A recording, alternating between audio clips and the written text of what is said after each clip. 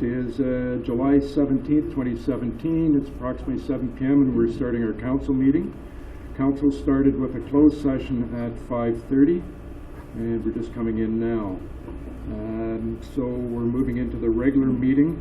And if you're wondering why we've got really big ties on, once a year we try and wear an ugly shirt instead of an ugly tie, and some of us participated, some of us decided to go with the ugly ties. I can't figure it out, but sometimes we even have a contest winner, and it's pretty obvious who's going to win the contest this year.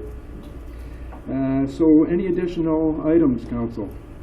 Staff maybe first. Staff? None? Council? Councillor Thomas? Yes, Your Worship, I have two items tonight, one on a question about zoning and the other one a comment about the Harrison Park parking lot. Okay, anyone else? Councillor Lemon? Yes, Your Worship, I have two items tonight, one pertaining to an event I attended at High Boot, and the other about the turning on of the lights. Good, anyone else? Deputy Mayor Wright? Thank you, Your Worship. I have one item, the cost of the Majuan Festival and our 10-day city director of Thank you. Community Services. Anyone else? Seeing none, and I'll give an update on some of the things I've been doing in an event that's coming up this week as well. So, disclosure of pecuniary interest, general nature thereof. Anyone else? I note that sections, or part 6A of the operations minutes is with regard to my neighborhood, so I've declared a pecuniary interest in that as it's gone through the process. Number 5, confirmation of minutes. Moved by myself, second by Councillor Dodd, that the minutes of the regular council meeting held on June 26, 2017 as printed be adopted. All in favor? That is carried. 6 is resolution.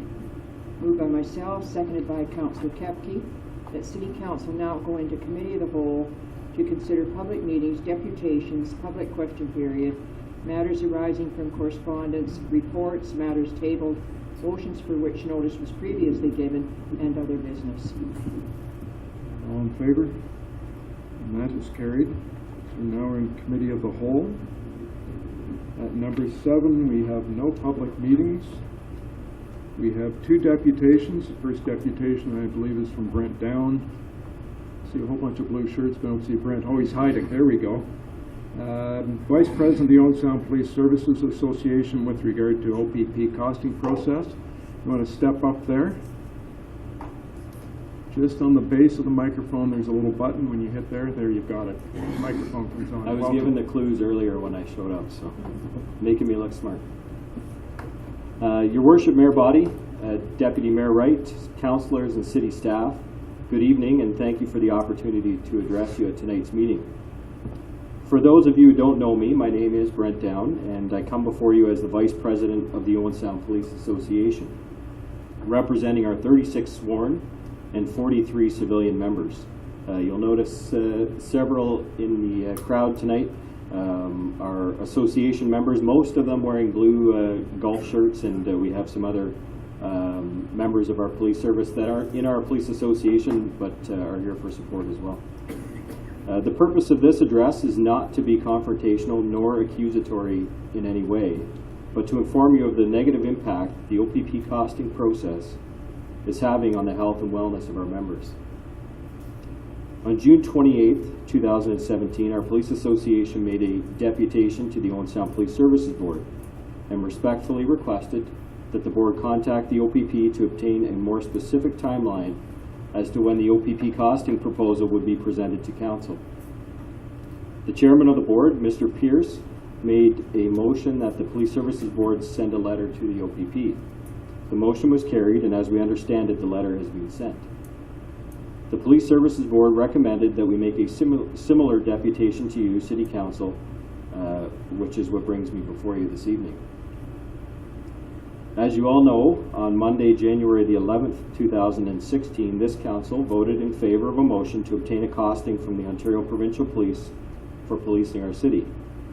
At the time, we were not the only city to decide to obtain an OPP costing, with municipalities such as Sterling Rawdon, Deep River, Rockville, Orangeville, Midland, and Elmer all making the decision to receive quotes for service from the OPP. To date, all 6 of those communities have received their quotes, with 5 of them rejecting the OPP's proposal and 1 still in consideration. As we were led to believe, the Owen Sound OPP costing was to be presented in early 2017, more specifically in February. February came and went, and we were told April. April came and went, and now we approach August with no new information from the OPP. We are aware that this costing process is part of an overall city services review, which City Hall staff and other city departments have already been through, in a process that lasted only a few months and had negative job implications for some. We appreciate the comments made by councillors at the time the motion was made to request the OPP costing, including those of Deputy Mayor Wright, who said, "I think the police service is giving us the best bang for our buck." Also, Councillor O'Leary, who said he doesn't want the OPP to police Owen Sound, but supports asking for the OPP quote to show that the current department is doing the best job possible for the best value. As I have mentioned, our police association represents 34 sworn and 43 civilian members. Our civilian members, consisting of 17 full-time and 26 part-time positions, are the most negatively affected by the looming OPP costing.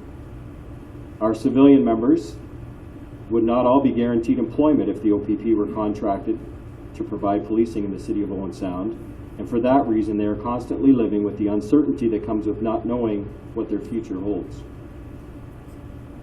One of our civilian members, who happens to be married to another civilian member, has prepared a brief summary of how their family has been impacted by the delayed response from the OPP. So I'd ask that a civilian member, Amy Byers, address you. Hi, my name's Amy Byers, and both myself and my husband work for the Owen Sound Police in civilian positions. I've been with the service for 10 years and Greg for 13. I'm a 911 dispatcher and Greg is the court case manager. To start, I would just like to say that we both appreciate the opportunity to work for the Owen Sound Police and recognize that we have good jobs and working conditions, and we thank you for that. My comments today are not meant as complaints, but are being shared to provide an understanding of what our experience is like at the current time, and to share how this process of the OPP costing is impacting our lives and those of our coworkers. The quality of our life has been impacted and is affecting all of us in various ways as we cope with the stress of not knowing if we will all have jobs in the future. In our case, we know it is affecting ourselves and our 2 young daughters and our relationship, as our patience and problem-solving abilities lead us at times to take this frustration out on each other. We are concerned, and it's always in the back of our minds, if we will be able to meet our financial commitments if we are both unemployed for any length of time. This is leaving us with the position to have to constantly evaluate if we should spend money or if we should be saving every extra dollar we can. None of us can predict the future, but knowing that ours is being debated and is uncertain leaves us constantly thinking about whether we should be pursuing other job opportunities or not. Both Greg and I love our jobs, we love living in this area, and we have all of our family here. We want to stay here, but not knowing if any job opportunity will be available when the decision is made creates extra stress as we pass up on current employment opportunities. I also believe that the uncertainty of the future of our dispatch service is one of the reasons we are having challenges recruiting and retaining dispatchers. The shortage of part-time dispatchers is increasing the need for overtime call-ins of our full-time staff, often leaving us to have to cancel or miss out on family plans, giving up time to do things we enjoy, missing time with our children, or not having enough time off between our 12-hour shifts to regroup, refresh before having to go back into work. We recognize that you, as council, need to do your due diligence by investigating this option with the OPP, but we would like to ask that if there's anything you can do to expedite the process or get some sort of a commitment from the OPP to firm up a timeline of when we can expect this costing to be completed, it would be greatly appreciated. We know that probably no one person or group is responsible for this delay, but those of us waiting are the victims of it, and it's beginning to take its toll. Many would say that we should be thankful that this is taking so long because it means we still have our jobs. But for us, the uncertainty, the length of time the process is taking, and the accompanying stress are all starting to outweigh the positive outlook. We would like to know the outcome so we can start taking control of our futures again. Thank you for giving us this opportunity to share with you our concerns and our experience, and for listening. Thank you. Just a couple more comments. So that was just one example put into words, and I know that many other members would echo those feelings and frustrations. So as an association, we're respectfully requesting that Owen Sound City Council, through your worship, contact those responsible for providing the OPP costing to the City of Owen Sound and inquire as to a more definite timeline when we can expect the costing to be presented to Council. Having a more definite timeline will assist our members in planning their lives and therefore alleviating some of the unnecessary stress of living month to month, not knowing what their future may hold. Thank you for the service that each of you provide to our community on a daily basis, and I would like my vote for the ugly shirt contest to go to Councillor O'Leary. He clearly put a lot of thought and effort and time into that. He seems to be proud of it. I hope he's not paying you off. That's Absolutely that's not. a bad Absolutely precedent. not. Thank you very much. Thank you. Mr. Ritchie, when was the last time you talked to OPP? What do you know at this time? Through your worship, I've certainly been in contact with our OPP representative. They have given us some dates, and I would say they are aware of the angst in the local community about the issue. They have committed to, they certainly follow the local news. They are committed to getting this to us as soon as they can, and certainly, as Mr. Down has mentioned, they had a number of communities. I believe when we first contacted them, we were 12 or 13 on the list. I expect something, quite honestly, your worship, from them in August or September, and then we will turn it over to our small working group and our consultant to analyze that data and be back to the community. I can assure you as quickly as we can turn it around once we have that information. So the latest I've heard, late August, September, your worship. Once we get the costing to us, what's the length of period after that? I can't remember. They gave us a period for us to consider it once we make up our mind. How long is that period? I believe we have 6 months, but I can assure you, your worship, we will not require anywhere near that time. Does that help? That's excellent news, and thank you, Mr. Ritchie. Appreciate it. So in a perfect world, if we've got something by September, we should, we'd have a decision made by January or February of 18, so it's still another 6 months from now. It is a long process, and I know that we're not the only police service that's been affected by the long timelines. You know, we don't care about the others, Yeah. realistically. We care about this one, so. Okay. Thank you, Worship. Good. Thank you for your presentation. Thanks. Anyone else? Councillor O'Leary? Yeah, I just wanted to thank both Brent and Amy for bringing their presentation. It's what I think is a legitimate concern. I also want to thank all the support behind you. I think that's great that everyone came tonight. And what was most noticeable to me was your professionalism. That was rather refreshing, so thank you. Thank you, sir. Thank you. So next on our deputation list is Linda Miles Gallinger, Chair of the Tom Thompson Art Gallery, Board of Management, an update. Welcome. I'll get you to push the little button. So the red light comes on. There we go. It's good to be back. Yep. So good evening to your worship and members of council and staff. Thank you for the opportunity to provide a brief update on what's going on at the gallery. As you know, the Tom has undertaken a careful due diligence in regards to the old courthouse and jail as the site for our new expanded art gallery. The gallery board has spent a considerable amount of time, effort, and money over the last 10 months. The courthouse site offers a number of advantages. However, the due diligent process and pre-consultation discussion with the city has revealed a wide range of concerns. These include insufficient parking, unknown heritage compliance requirements, building height restrictions, to name just a few. The primary objective of the gallery is to build a new, expanded Tom Gallery. Repurposing a deteriorating historic building in the process is only justified if it is complementary and affordable. Unfortunately, the courthouse and jail site do not meet those criteria. Our focus remains on the need for a new, expanded art gallery. Our vision is to create the leading regional art center in Canada, a national attraction dedicated to the innovative spirit of the Canadian art icon, Tom Thompson. Also, within our mandate, we state the importance of promoting, protecting, and developing the permanent collection as a national treasure, which is a tourism draw for this community. We're excited about the future of the gallery. The present collection was built with the dedication and commitment of community volunteers, boards and staff, and with the support of past and present councils. The fact that we have been offered several internationally significant collections of work speaks not only to our need for more space, but also to the reputation of the gallery, which is recognized well beyond our community. We are excited about the economic impact that the new Tom will have on the city and region. Increased attendance will be a major economic driver for Owen Sound.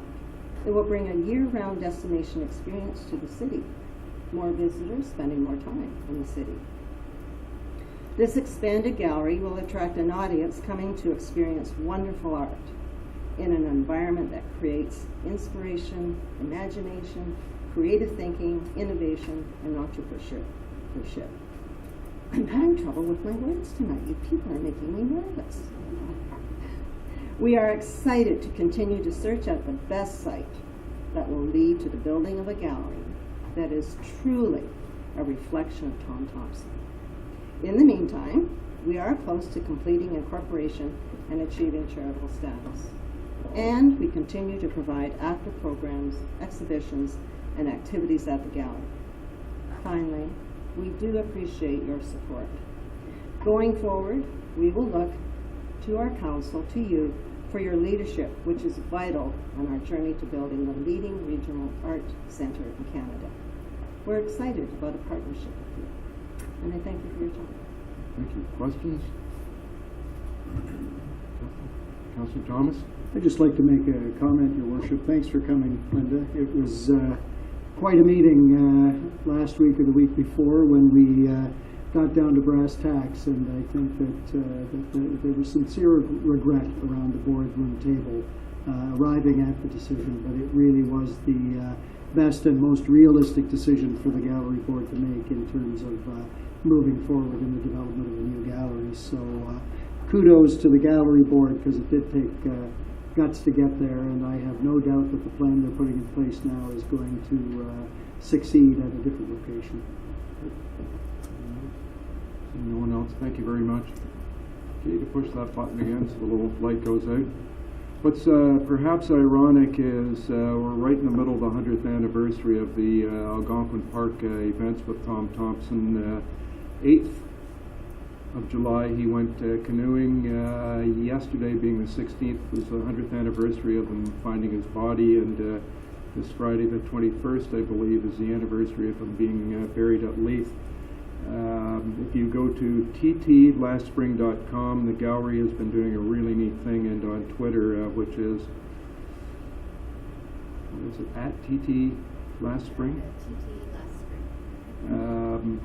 Lots of neat information, and it's coming out sort of hourly on that of Winnie Traynor and all the people that were involved, really describing the history of 100 years ago, and it's part of our history, so it's pretty neat to follow.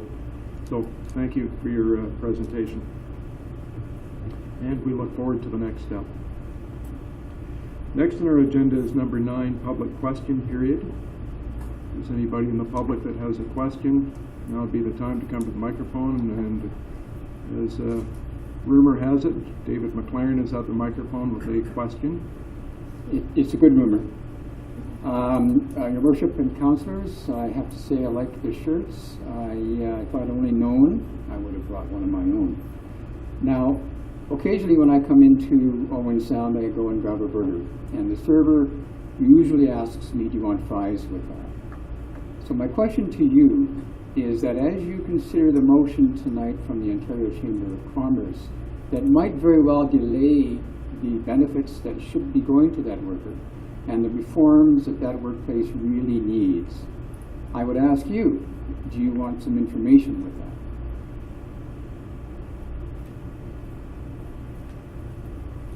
Council? So I've got mixed results, but it sounds like yes. Okay, thank you very much. Shall I hand them out, or? If you want to pass them to Mr. Backing there, he'll get them to us. The only other thing I would ask is that you maybe take a look at paragraph number 3, which shows that if $15 an hour came to Owen Sound, there would be $5.5 more million in your economy. I don't know how many questions I get, Your Worship.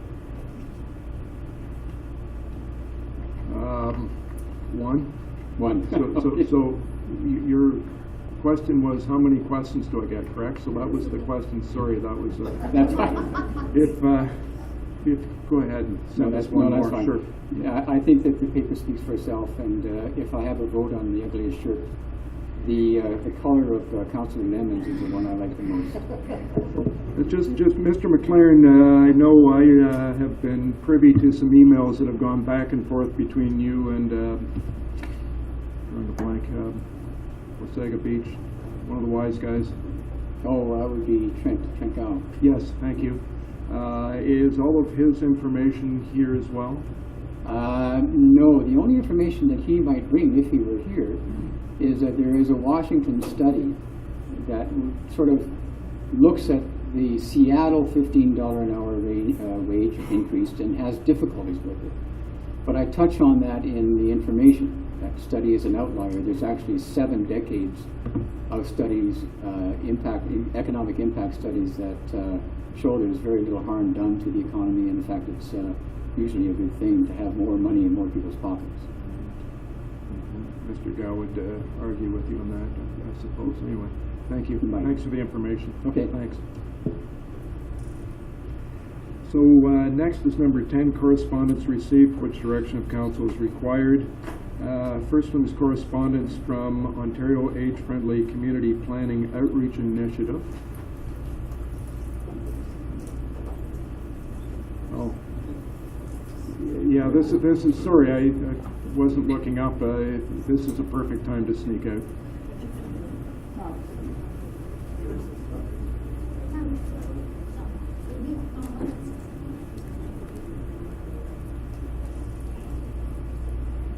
So with that 10A, the correspondence in Ontario Age-Friendly Communities Outreach, it came into me. I put it onto the agenda thinking that it would be something the council would perhaps want to follow up with and maybe send it to a committee or... Okay, somebody want to move it? Because I can't. I'll put a motion on the floor that we send this to committee. I believe it should go to corporate services. Corporate or community services? Or community services, yeah. It's got some interesting things in there. I think that we should. So it's a provincial Yeah. program on age-friendly community planning, Right. so. Yeah. And then, Councillor Kepke? Could we also invite the people locally involved? I believe Jan Chamberlain maybe, or Rosalind Brooks. There are some people with the Active Lifestyle Center that are involved in this program. Should we at least get it to the committee first and then Yes. let the committee decide who they consult Okay. with? So is that very clear? Okay, all in favor? That is carried. Thank you. And 10B was correspondence from FFAO Publications and First Response Publications. Mr. Ritchie? If I could, Your Worship, this information came through the fire chief's office.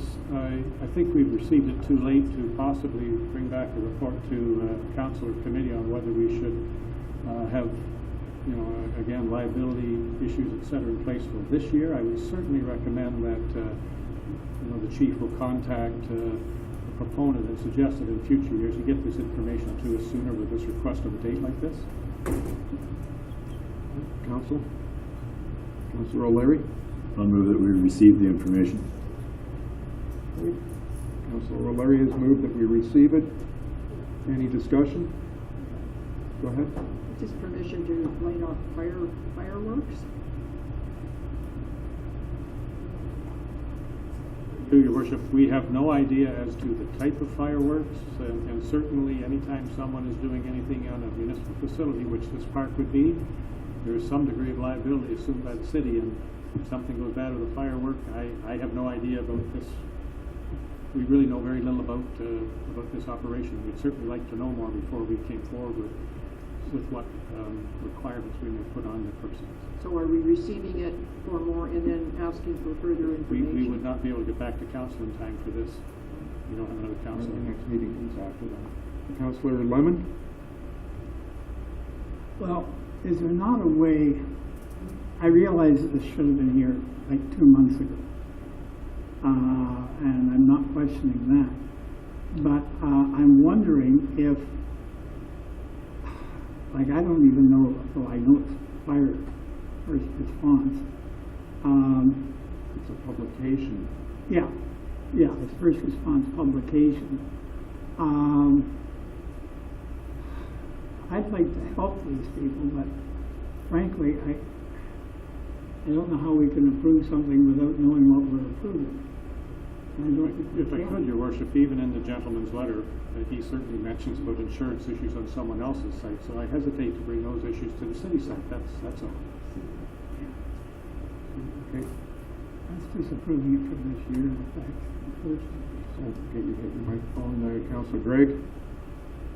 Thanks, Mayor Barr. I was just going to add that maybe we should just add receive and deny the request to the motion. I think it's quite vague as well. I wouldn't support if there's, the neighbors aren't wanting to allow it.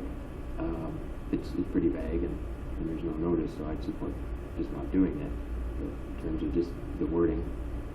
I think that's already implied. Motion to receive. Going to call the question. All in favor? Receiving it, yes. Sorry, I got geeked there. All in favor of that motion? Yeah, that's carried. So we're into 11A reports. First one is verbal oral report from Mr. Ritchie with regard to launch of the city videos. Thank you, Worship. I'm very pleased tonight to launch the first of a series of city promotional videos. We have contracted with Augmented Marketing, Mr. Will McReynolds, a local videographer, to do this for the city. And the first one, your worship, is yourself with our economic development message. And I'm quite pleased with the way all the videos have turned out. We will be launching one per week for the next 5 weeks, and they will be available on the city Facebook page. So with that, over to the clerk.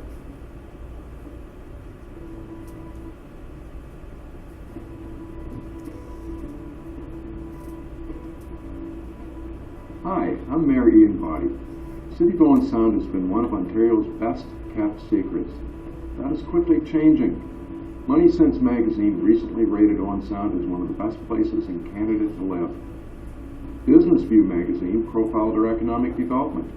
The Intelligent Community Forum named Grey County as one of the top 7 intelligent communities in the world. Expedia.ca has named Owen Sound as one of the top 22 must-visit hockey towns in North America. We offer year-round activities in sports, arts and culture, and a thriving economy that drives our region. Looking for an affordable home? Our neighborhoods boast beautiful homes at incredible prices. Looking to establish your business? Our business community is varied and growing.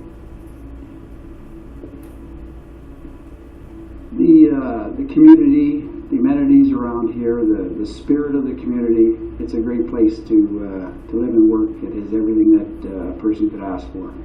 As a regional hub for Grey and Bruce County, Owen Sound has modern healthcare facilities, exceptional educational facilities at our Georgian College campus, Julie MacArthur Regional Rec Center with double ice pads and a family Y, Harry Lumley Community Center, the home of Ontario Hockey League's Owen Sound Attack, with beaches, trails, parks, shopping, restaurants, and many more. As former winner of the Cultural Capital Canada Award, Owen Sound is home to the Tom Thompson Memorial Art Gallery, Roxy Theatre, and the Owen Sound North Grey Public Library. Owen Sound has it all. I've been involved about 5 years. I've been coming to Owen Sound for about 30 years and saw a great community that I wanted to become more involved in. So about 5 years ago, I started the development of the Sydenham condominiums. Center Suites is a modern retrofitted building in downtown Owen Sound with professional office spaces and elegant residential apartments. The residential hospice of Grey Bruce is a modern center of excellence offering compassionate and dignified patient care for those suffering from long limited illnesses. Southbridge Care Homes Development is a new flagship long-term care facility offering over 9,000 square meters of space, including suites, communal area, dining rooms with an adjoining commercial area. Sydenham Heights Housing Development. This 780-acre large-scale residential development plans for over 1,300 new homes of low, medium, and high-density accommodating families, adults, and seniors. Very well. We got, I'm very happy working with the planning staff and the engineering staff and with the City of Owen Sound. They're very helpful. And I think we got a proactive council right now too, so that's all proactive to keep things moving here. The Legacy Hospitality Hotel. This $14 million development will provide a hotel conference center featuring 100 rooms, over 7,000 square feet of meeting space, an indoor pool, and even a golf simulator. New municipal buildings for the City of Owen Sound and the County of Grey provide efficient and professional frontline support to our residents. And our industrial park provides industries and manufacturers with available sites for development and for expansion. Certainly from the perspective of Amico, having the experience of the 3 buildings that we did here in Owen Sound, we would encourage anyone who has an opportunity to work in this community to certainly do so.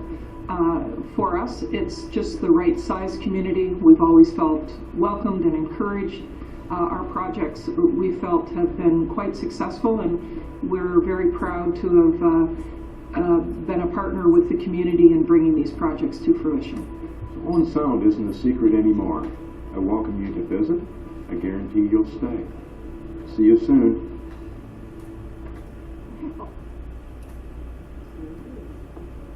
So, Your Worship, as I mentioned, we will be launching 4 more videos every Monday for the next 4 weeks. I would encourage people to go to the city's Facebook page and to see them as they came out and certainly pass them on. Thank you, Your Worship. Thanks. I think the amazing part, obviously, isn't me. The amazing part is the developers. Cindy Prince drove from Windsor to do that for us because she believes in this community and all the other developers that like working with her staff. So it's nice to have it from those people speaking to their people like them in the business world. So looking forward to the rest coming out. You said all this week? 1 week for the next 4 weeks. 1 week. Okay. Thank you. Next is verbal report from Mr. Ritchie with regard to, or maybe not, manager of property. I guess it's from Kristen. Sorry. City Hall renovation update.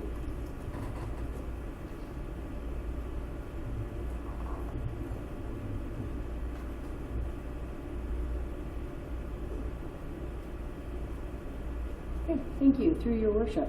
This slide shows City Hall renovation project. Oh, sorry. No?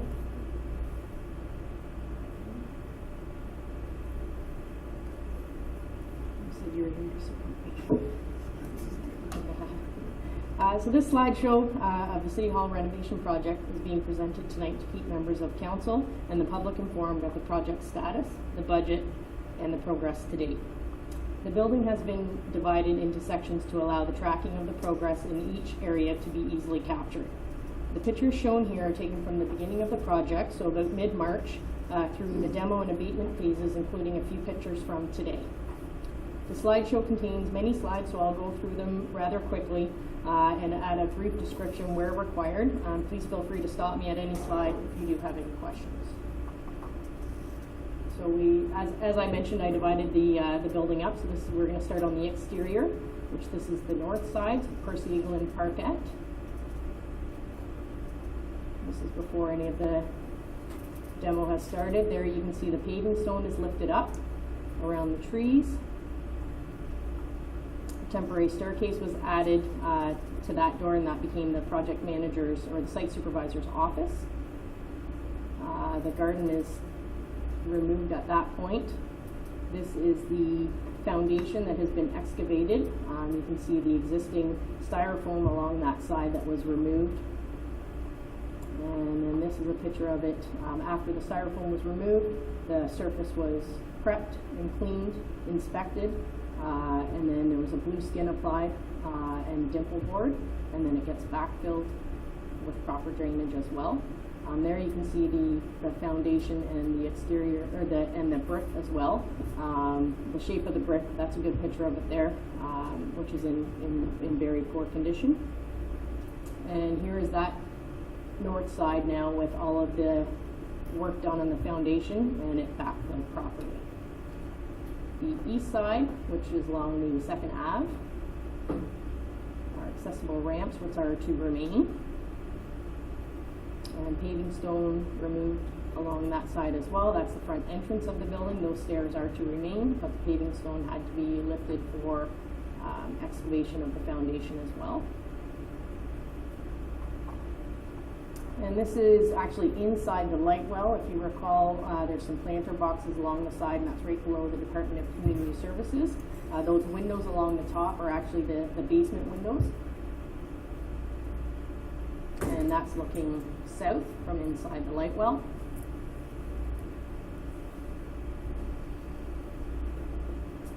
That's the excavation that occurred at the front of the facility, and that's the deepest point of excavation throughout the site. The handrail and flower baskets had to be removed in order to excavate it properly. And here you can just see the phase again of the blue skin and the dimple board for proper drainage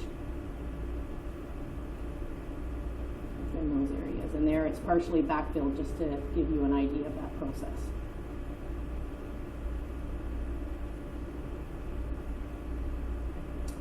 The south side of the building, there were some benches that we're actually going to relocate into another park area. We're discussing that with the manager of parks right now. These planters were actually supposed to stay on site, be relocated and then moved back on site, but the condition of them didn't allow that to happen. So unfortunately, they weren't able to be saved. The west side of the building, this is the entranceway to the public washrooms. Here the construction team is getting ready for the demo phase on the 2nd floor. Here you can see the back entrance, and the orange tarp that you see is actually a Type 3 abatement tenting that's done. So the whole interior, the center of the building was actually off limits for about 3 weeks for Type 3 abatement for asbestos. And there's just some foundation as well. And the windows are being removed at this point. The elevator is half removed at this point.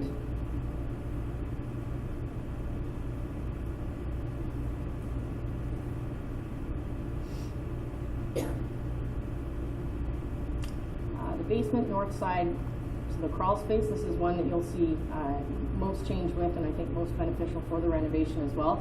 This is actually from the basement boardroom, and that's the small access that was the only access actually available since before the project. That's looking into the crawl space. I'm sorry, there was no lights in there, so I apologize about the pictures. You can see the pipe that's laying on top of the sand. That's filled with sand, and that's transit pipe, so asbestos. Again, you can see the Type 3 tenting that had to be installed for removal. That, I think, Sean, that's the height of the crawl space prior to us excavating it. There you can see the condition of the concrete, so that's on the ceiling in the crawl space. You can see rebar and the poor condition of the concrete. There again, during the excavation, discovering asbestos pipe throughout. This is from the outside on the parking lot, looking towards the building. What they did is they cut the concrete, the foundation there, in order to allow machinery to get in there to excavate the crawl space itself. It was a pretty neat process. There you can see where they just done a middle aisle for us to walk through it, and you can see the height of it.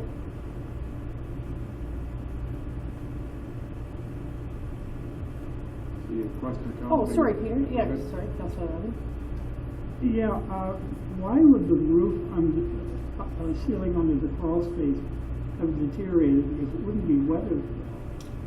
No, it could have been a poor, an improper pour at the time of the construction happening, Okay. not necessarily the elements. There were some heaters and venting actually in that crawl space when they went in to do the demo. So it could have been just the initial construction itself.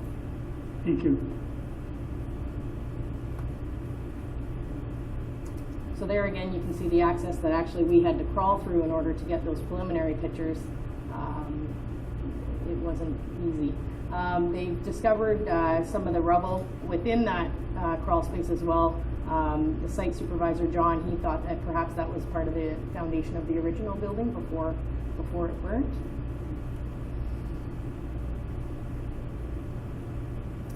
And here they're actually, they've cut a door well into the stairwell from the side of the council chambers, and that stairwell will now go all the way down to the archive storage area in the basement.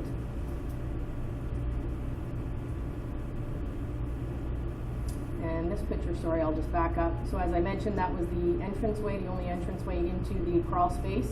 On the inside of the crawl space, what that gentleman is doing there is he has a remote control cement saw, and so he was able then to cut the access that we have now today, which is larger. Councillor O'Leary has a question. Kristen, just after they moved all the dirt out of that, did you get to a cement floor then?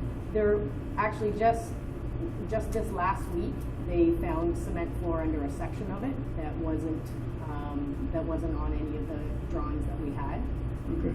Yeah. So that won't be used. They'll have to pour over No, that. we're looking at the height of it right now because right now we're not sure if we have the clearance that we need for what the specifications have called for. Okay, thanks. In the specs. The interior on the south side, if you recall, before the renovation started, the basement boardroom.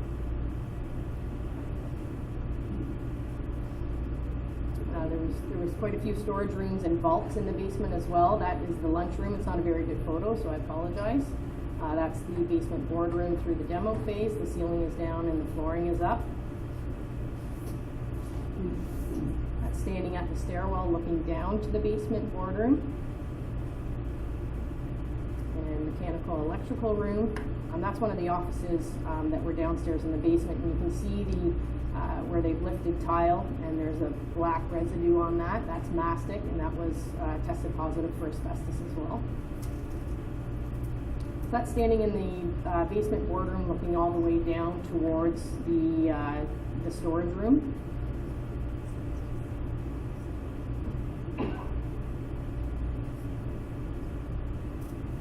And the lunchroom and the vault on that side of the basement as well. That is the mechanical room.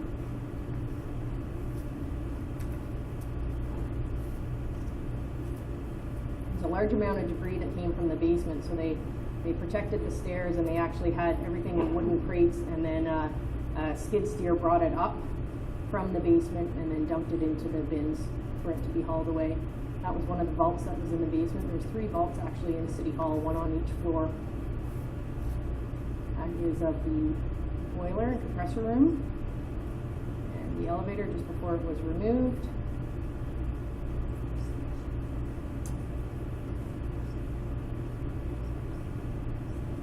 And the mechanical room being taken apart piece by piece.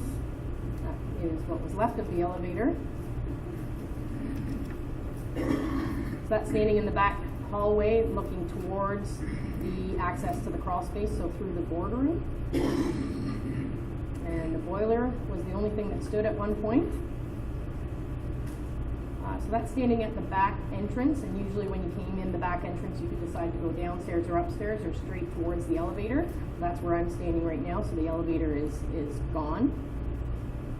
And that's looking from the basement boardroom up those same set of stairs. This is actually from this morning. So this is in the basement where they've saw cut the concrete floor in order to provide new servicing. And of course they ran into pipe, asbestos pipe.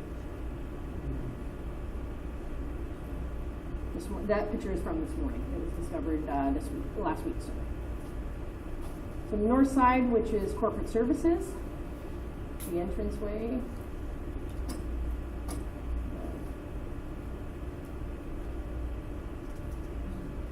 See, as the demo continues, the ceiling down and the flooring up, doors off. That's standing at the front counter of where SOS was, looking to the back corner where Director of Corporate Services sits.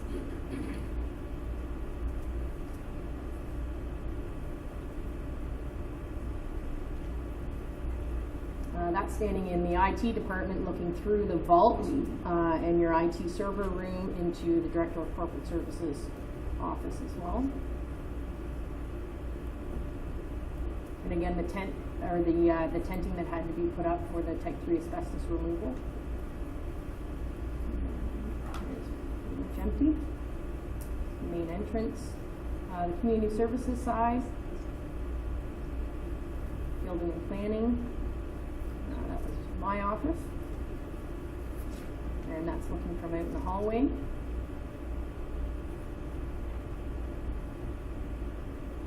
Director of Community Services, what used to be her office.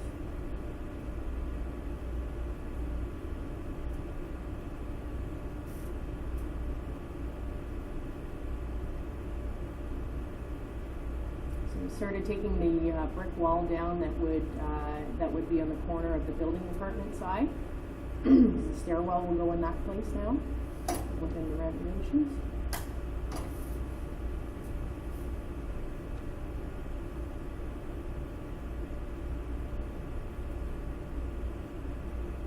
That was taken today too, and I just thought I'd throw it in there. The site supervisor keeps moving his office around. He decided not to put a site trailer on, just to save some space on the outside. So I just wanted to point out the health and safety of Cyro, and his subtrades so far have been excellent. So the council chamber side, and the AV room, and there was a small kitchenette, previous washroom in there as well. And this is the back stairwell.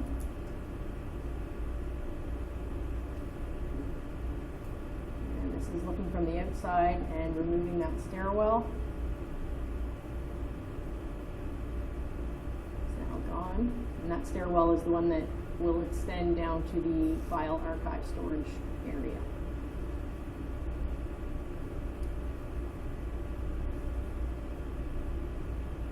That is the lantern.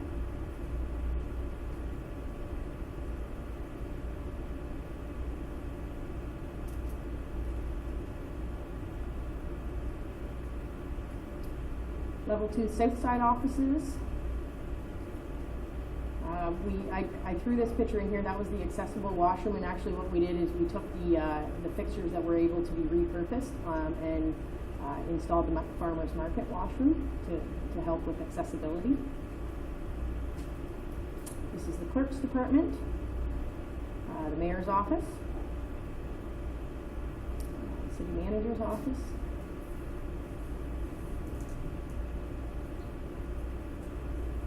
Ceiling and flooring starting to come down.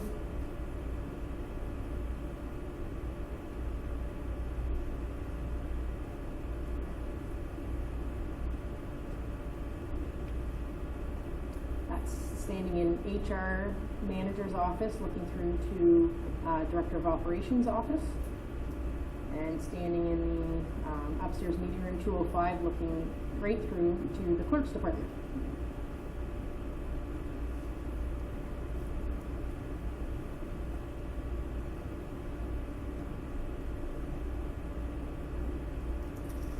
see here, there's a few wet spots of the floor on there. The mastic and the asbestos mastic that was underneath the flooring up there, they did a solution where they have to apply a liquid in order to get it up. So some of the spots were, in order to abate it properly, but some of the spots were still wet while we were there, and they weren't completely dry.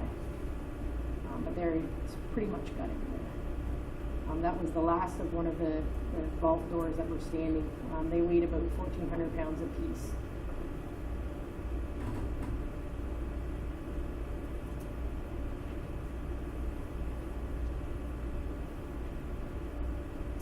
The yellow bags that you see is asbestos material. They would get abated, wrapped, and then there was a separate storage container out in the parking lot for them.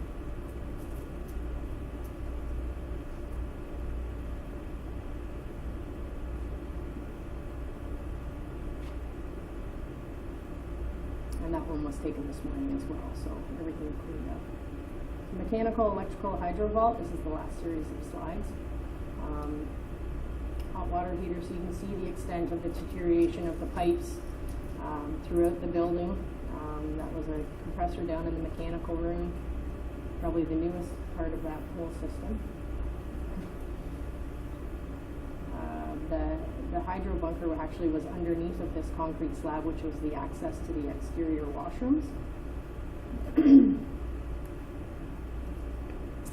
The black elbows and fittings through there were asbestos. And again, you can see it through there, plus quite a bit of mold as well.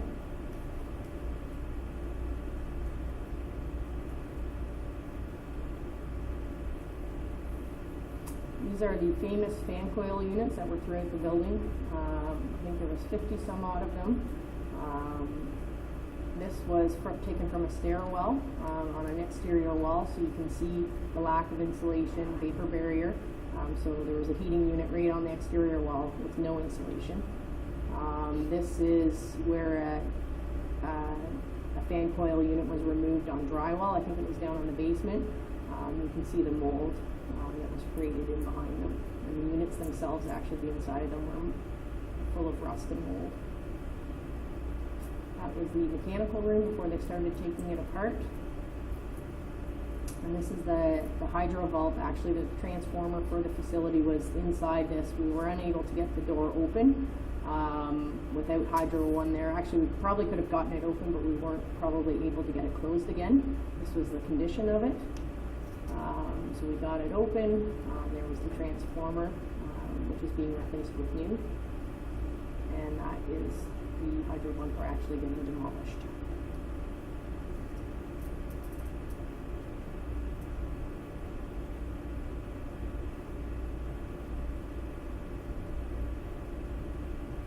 And again, just pipes showing corrosion. All of that ductwork actually came from inside the mechanical room. There were 3 levels of different ductwork installed throughout the building. This is the new duct bank that's installed from First Ave right into the northwest corner of the facility. You can see it buried there. They had the street closed down, I think, for 1 or 2 days to do that. And they'll come right into the facility. So we had a media tour on June 15th. We had two businesses attend, which was great. Both articles were very positive, and they reiterated the reasons why the renovations were required at City Hall. Prior to the conceptual design phase, options were considered. Council considered options. Renovate the existing, just to replace some of the mechanical and electrical failing. The second option was to renovate as to the degree that we are now. And the third option was to explore a new build elsewhere outside of the downtown. From the analysis, through those studies, it became clear that the renovation of the existing structure what was most favorable by council and cost-effective alternative. It also maintained that the building and the service in the downtown core was important to keep the strength of the downtown. The estimates of rebuild, I believe, without land was upward of $12 million.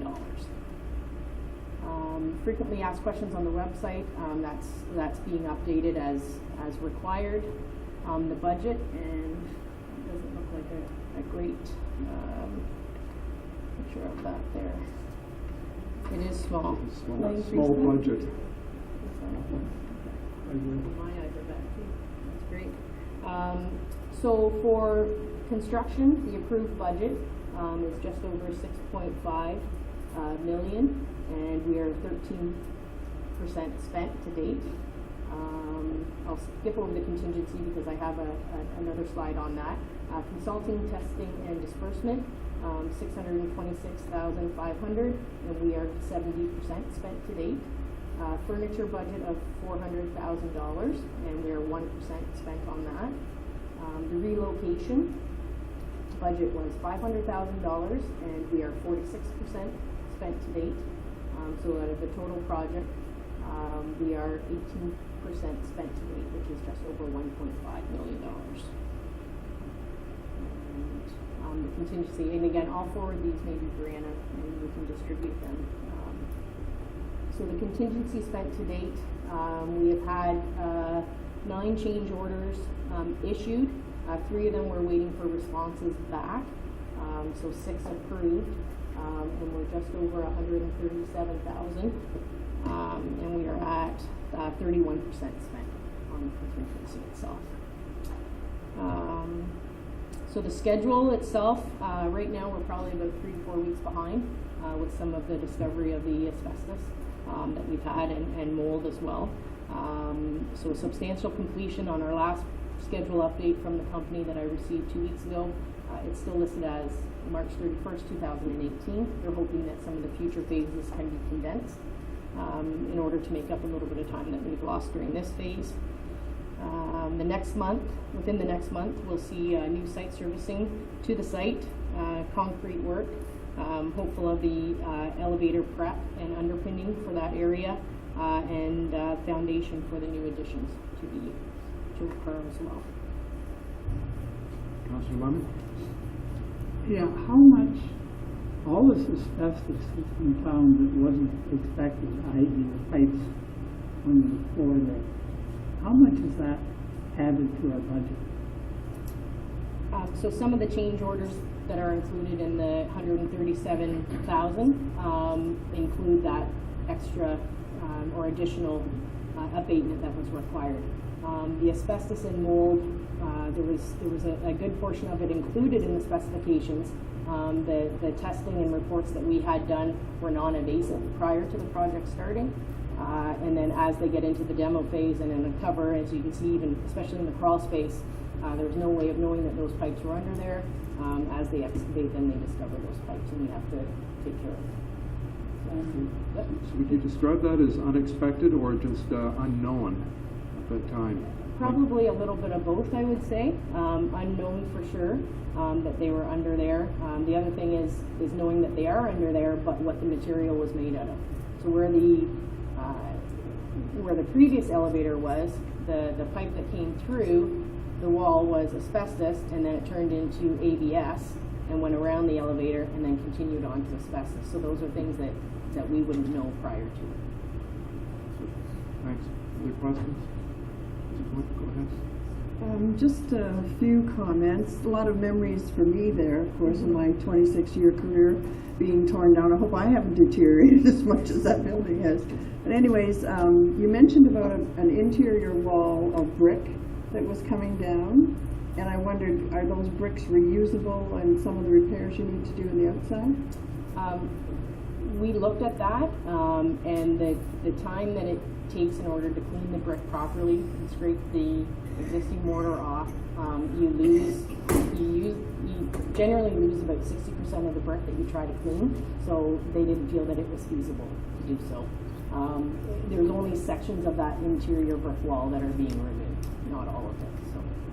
Well, I'm really looking forward to the new renovations, and I hope lots of other people are as well. I think it will be great. Deputy Mayor Wright? Thank you very much, and I want to thank you for your sort of question and answer sheet that was accompanied. It does answer a lot. However, I have been told that some residents in our community are absolutely shocked when they looked at the building and saw that the whole thing was gutted, and have questioned me why, if we had to gut it like that, including removing windows, etc., did we not start from scratch and build a new building? So you did mention it, but perhaps you could stress that a little bit more, the cost of building a new building versus the cost of this simply isn't a renovation, it's almost a completely redo of the inside. Absolutely. As I mentioned before the conceptual design phase, looking to build new, even without land, was upwards of $12 million. The key objectives for the project was to address the environmental issues, which include mold and asbestos, improve the energy efficiency of the building, redesign a public space, improve efficiency and customer service, replace the failed mechanical, electrical, and HVAC, efficient design and layout of offices, workstations, and meeting rooms, and excavate the lower space, the crawl space, in order for on-site storage. So to do those key objectives, it would have to be a complete gut. Good. You did say that this is on online if anyone wants to have a look at what's going on. We have the FAQs online, and we can put the presentation for sure on the website. Councillor Thomas? And I just want to follow up with one more reiteration of a comment you made. The project is presently on budget. Presently, yes. Okay, and I would encourage the viewers at home to pay attention to the fact that the project currently is on budget, because I don't think I go a day downtown without somebody saying, oh, I hear City Hall's way over budget. And in fact, the project...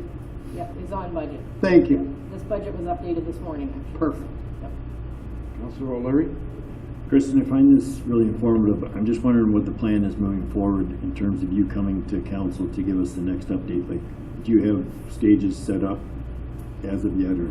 We can discuss that, and also through the ad hoc committee. So the ad hoc committee has been meeting on a regular basis throughout the duration of the project as well.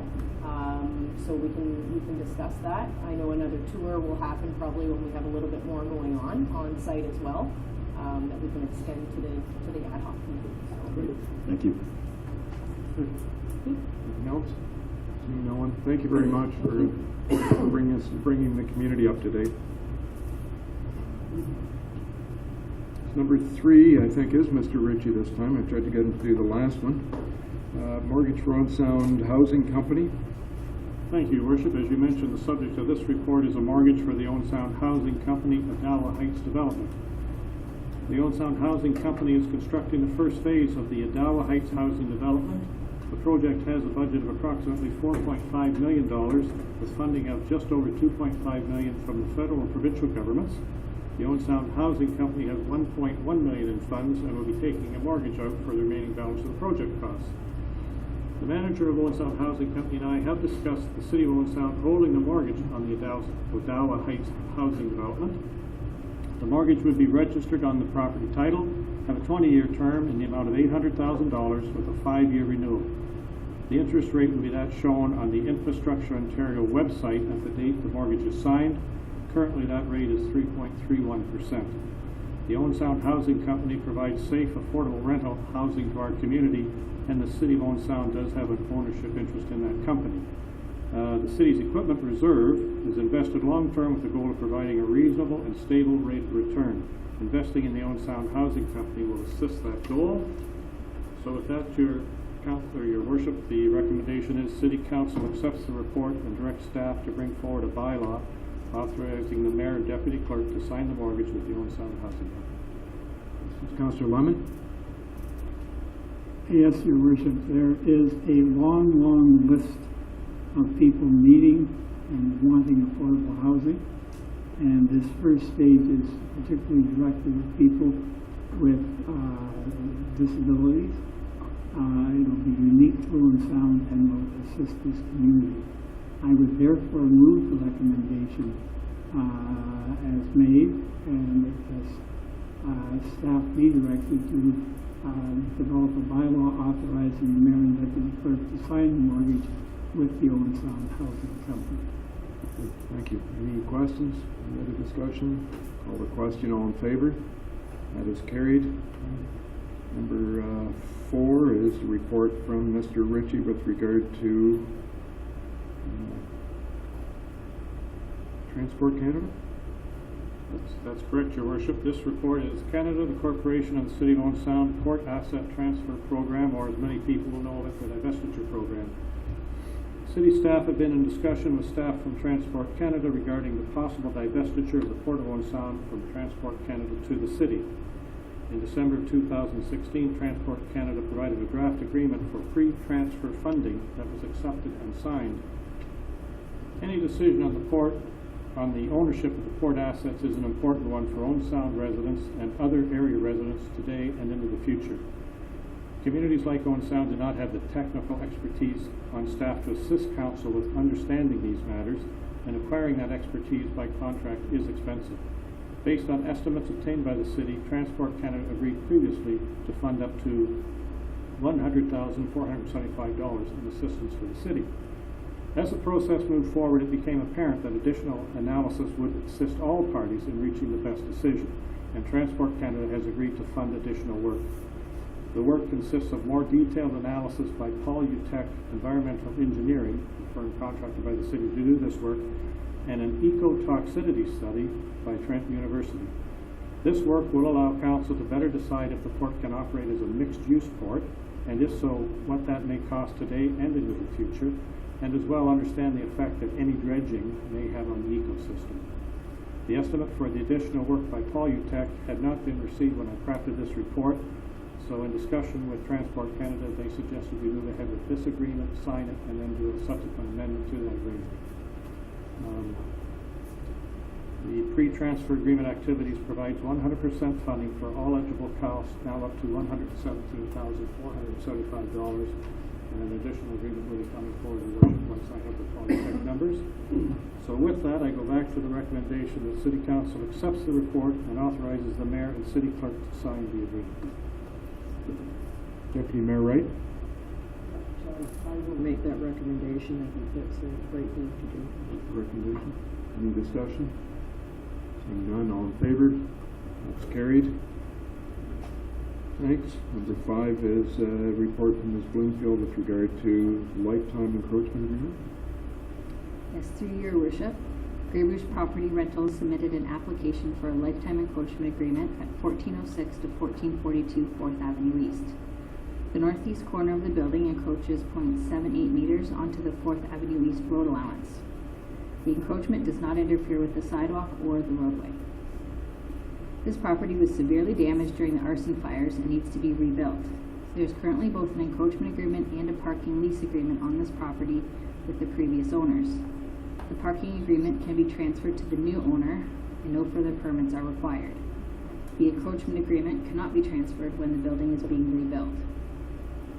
The lifetime encroachment agreement application was circulated to various city departments and no concerns were expressed, which is why the staff recommendation in this report is to direct staff to bring forward a bylaw to repeal the original encroachment agreement and execute a new lifetime encroachment agreement with Greybush Property Rentals, respecting the encroachment of the northeast corner of the building at 1406 to 1442 4th Ave East onto the municipal road allowance.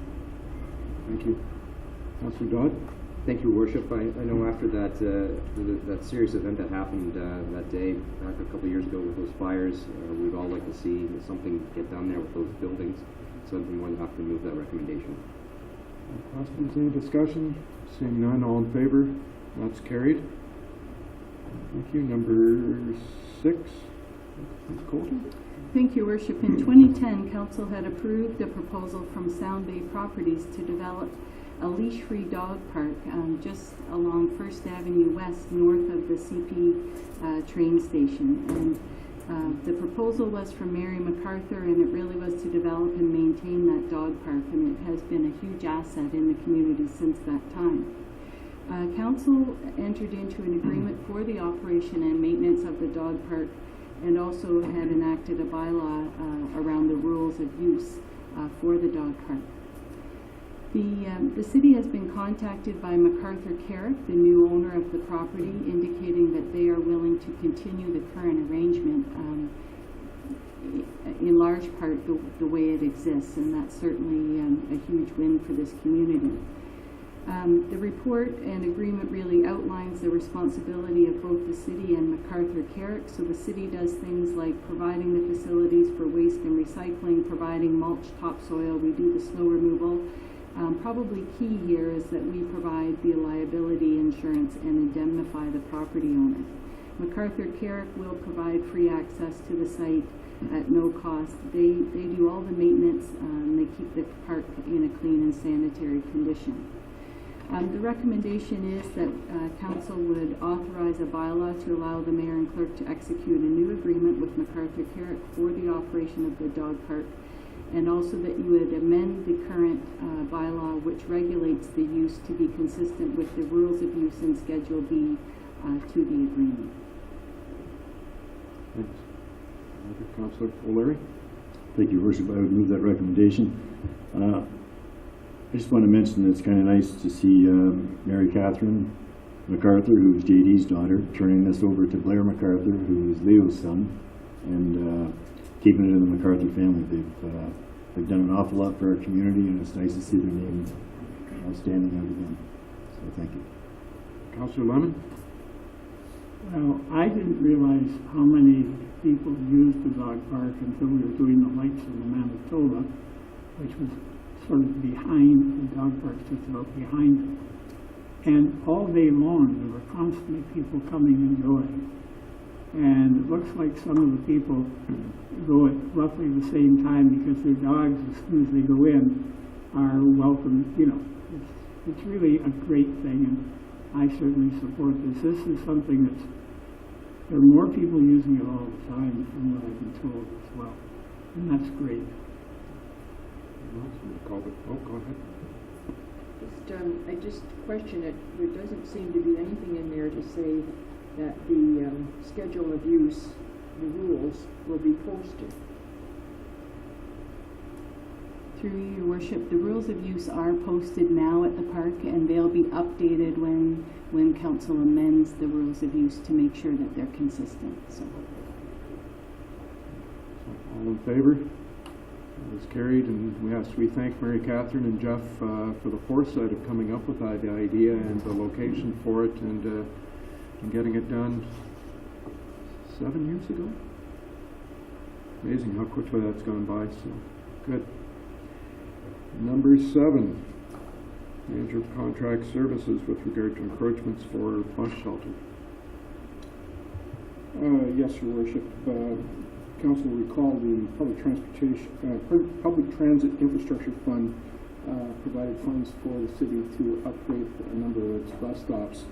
Under the program, we will be upgrading 18 locations with shelters, and we've attempted to focus these on heavy use locations where it doesn't currently have a shelter, as well as places of worship, schools, and seniors facilities where that demographic can best utilize the additional shelters. In 6 of the locations selected, there was insufficient public property in order to provide for the physical space for the shelter. These include the Canadian Tire property, Central Place Retirement Community, the Mapleview Retirement Home, Georgian Heights Retirement Home, and the Royal Canadian Legion. These 6 entities were approached, and staff were successful in securing an agreement to utilize small portions of their property to facilitate the shelters. So therefore, the staff recommendation is that the mayor and clerk a bylaw be passed to authorize the mayor and clerk to execute the agreements. Thank you. You want to move it? Councillor Gregg? Yeah, so moved. Any discussion? You're going to have to stand up and do some calisthenics. I think everyone's falling asleep. All in favor? That's carried. Contemplating. At least you're not snoring while you're contemplating. Number 8, airport hangar lease agreement. As a follow-up to the earlier staff reports on this issue, Your Worship, Staff have been successful in negotiating the hangar lease agreements on the basis of the direction that was given by council. It's now for council to pass a bylaw to authorize the mayor and clerk to execute the agreements in order to complete the process, and hence the staff recommendation. Councillor Kepke? Thank you, Your Worship. I'll move the recommendation. Any discussion? All in favor? That's carried. Number 9, purchasing agent with regard to recreation parks facilities master plan review and update. Thank you, Worship. In 2016, Council had directed through service review that we update the rec parks and facilities master plan, and an RFP was prepared. Prior to issuance, it was reviewed by the Community Services Committee to ensure that the scope of the work that was going to be done reflected the intent of Council at the time of service review. So the RFP was called in compliance with our purchasing bylaw. McNaughton, Hermson, Britton, Clarkson received a score of 84.3 out of a possible 100 points. They are slightly below budget at $35,900 of the $40,000 budget. So the recommendation is that Council would award the RFP to McNaughton, Hermson, Britton, Clarkson, the only proposal submitting with a score of 84.3. Councillor Thomas? Move that recommendation. Any discussion? Questions? All in favor? That is carried. Number 10, probably Mr. Becking with regard to county tender supply of fuels. Thank you, Worship. In 2014, the county awarded to Wayne Bird Fuels the supply contract for a 2-year period with 2 additional 1-year terms. The first of those 1-year terms, extension was provided last year, and staff are reiterating our desire to extend it for the balance of the 1-year extension periods. Under the contract, the current rates for diesel would be 63.25 cents per liter and 63.35 cents per liter for gasoline, regular unleaded. In 2016, the city spent $377,295.80 on fuels. So the staff recommendation is that the contract be extended and that the deputy treasurer be authorized to execute a purchase order with the company. So this is a bulk purchase with the county, with the town of Blue Mountains, township of West Gray, township of Georgian Bluffs. So it's where everybody works together and does a little bit better in the purchase amount. That is correct, Your Worship. Thank you. Councillor Lemon? I think this is a good strategy, and I would so move. Thank you. All in favor? Question? Sir? Okay, all in favor? That's carried. Go ahead, Councillor O'Leary. Your Worship, I was just wondering if Mr. McLaren is going to be in the audience, if we could move up the notice of motion. Is that allowed? I'm not sure if that's allowed, but.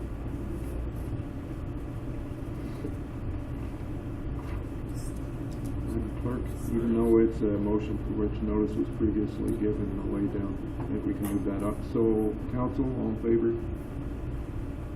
We have to vote, but getting nods, so go ahead. So, motion was given previously by Councillor Gregg.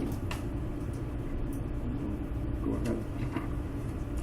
Well, most of my talking was without a lot of notes. My notes were on the notice which I left with the clerk a couple weeks ago. But I think, today I came back from one day away, and I was speaking to an engineer in Sudbury who had just signed a report for the city, and it spoke to changes being considered by the province on water infiltration rates.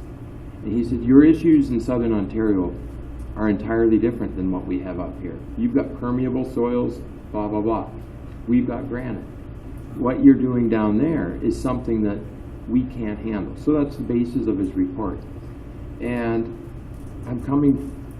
my notice of motion on this is really based on the same principle. Some thoughts and ideas are very good for some centers or regions or municipalities, and this may not affect Toronto or Ottawa or certain municipalities that are going through terrific rates of growth right now, but it may adversely affect other municipalities in the same way that I just spoke of with the Sudbury example. Now, I would like to say two disclaimers. The Chamber of Commerce did not come to me and have me present this. I followed this kind of reading for years. So I'd like to publicly correct that because that was mentioned out there and it's false. Secondly, as a business owner, I write paychecks and I've never wrote one at minimum wage. So I mean, there's another disclaimer. I've always paid well above minimum wage. For good employees, I have to pay what I think I need to be able to retain and attract them. This is an issue where there is a lot of individuals in our community, and these are really the growth engines of our community that I'm speaking of. Your employers that employ 1 to 5, 5 to 20 employees. When they have unforeseen costs, one of the things they can control is their cost. So, you know, the grocery store in a more rural setting whose survival is based a little more on after-school students stocking shelves, and they are stomaching $80,000 a year in hydro bills that were not there 2 years ago. There's a point where businesses, it's the breaking point. And we have a lot of businesses in our community in the size that I spoke of that this potentially could be the breaking point. And how it affects the city of Owen Sound is when we have vacant properties that increase or people that get laid off or lose their jobs, you have a really big negative outcome on your community. If it's a retailer, if it's a big commercial space that closes, then we found last year through vacancy rebates, these taxes that we no longer collect are now assumed by the residential ratepayer. Furthermore, not all businesses may be able to just carry those new costs forward, but if they do, we have now a new cost floor, and for a lot of individuals who may be on fixed income who are not going to see, you know, if they're on a fixed pension, government income, they're seniors, they're retired, they're already making very difficult choices in the grocery store is a great example. And to have that kind of, you know, 25, 30%. Now, I'm not arguing. I have my own thoughts. You know, there's information here. I've read the NERF report. That's the Washington report that you're speaking of. I've read it a long time ago. I'm pretty well versed on a lot of this. It's not arguing, do I think it's right or wrong? The Ontario Chamber of Commerce is saying, whoa, this is a whopper to put on some businesses. And you should stand back. You had two individuals that did a very in-depth report for the province. They made recommendations, and then the provinces went much above and beyond those original recommendations. The business community, if it's negatively affected, I think it really negatively affects Owen Sound as a smaller, more rural community than it does in Toronto. That's why I think the Ontario Chamber of Commerce saying do an economic viability study for this. Step back just a second. And if it's proven the right thing to do, then all right, that's great. But I would go into this with some trepidation for the outcome of our community. You know, our downtown is largely dependent on small growth engines. Just passing along 30% cost increases, that's pretty tough. And we're working very hard on growing our downtown, our commercial spaces. they have to compete in a global community. Online competition will radically change, and retail is just an example. Radically change the face of retail in 5 or 10 years. And if you lose the property taxes, something else has to fill in there. And if it's the residential, we've seen that before. So that's the background to the motion. I'm not arguing one way or the other, I don't think. I'm saying let's look at how this might impact Owen Sound. And I think if you do that, you would find it easy to support what the Chamber of Commerce is saying, a little bit more information before maybe such a structural change. Councillor Drake, I'm going to get you to, just so it's really clear, read that last paragraph, which is your motion that you're asking us to Sure, I'll scroll down here. So whereas to protect jobs against unintended consequences that may come about as a result of implementing these changes, be it therefore resolved that the Council of the Corporation of the City of Owen Sound supports the Ontario Chamber of Commerce's request that an economic impact analysis be done of the proposed reforms prior to implementation. And I would say that should be sent to our MPP, to the Premier, and to all the other municipalities in Ontario. And or including AMO.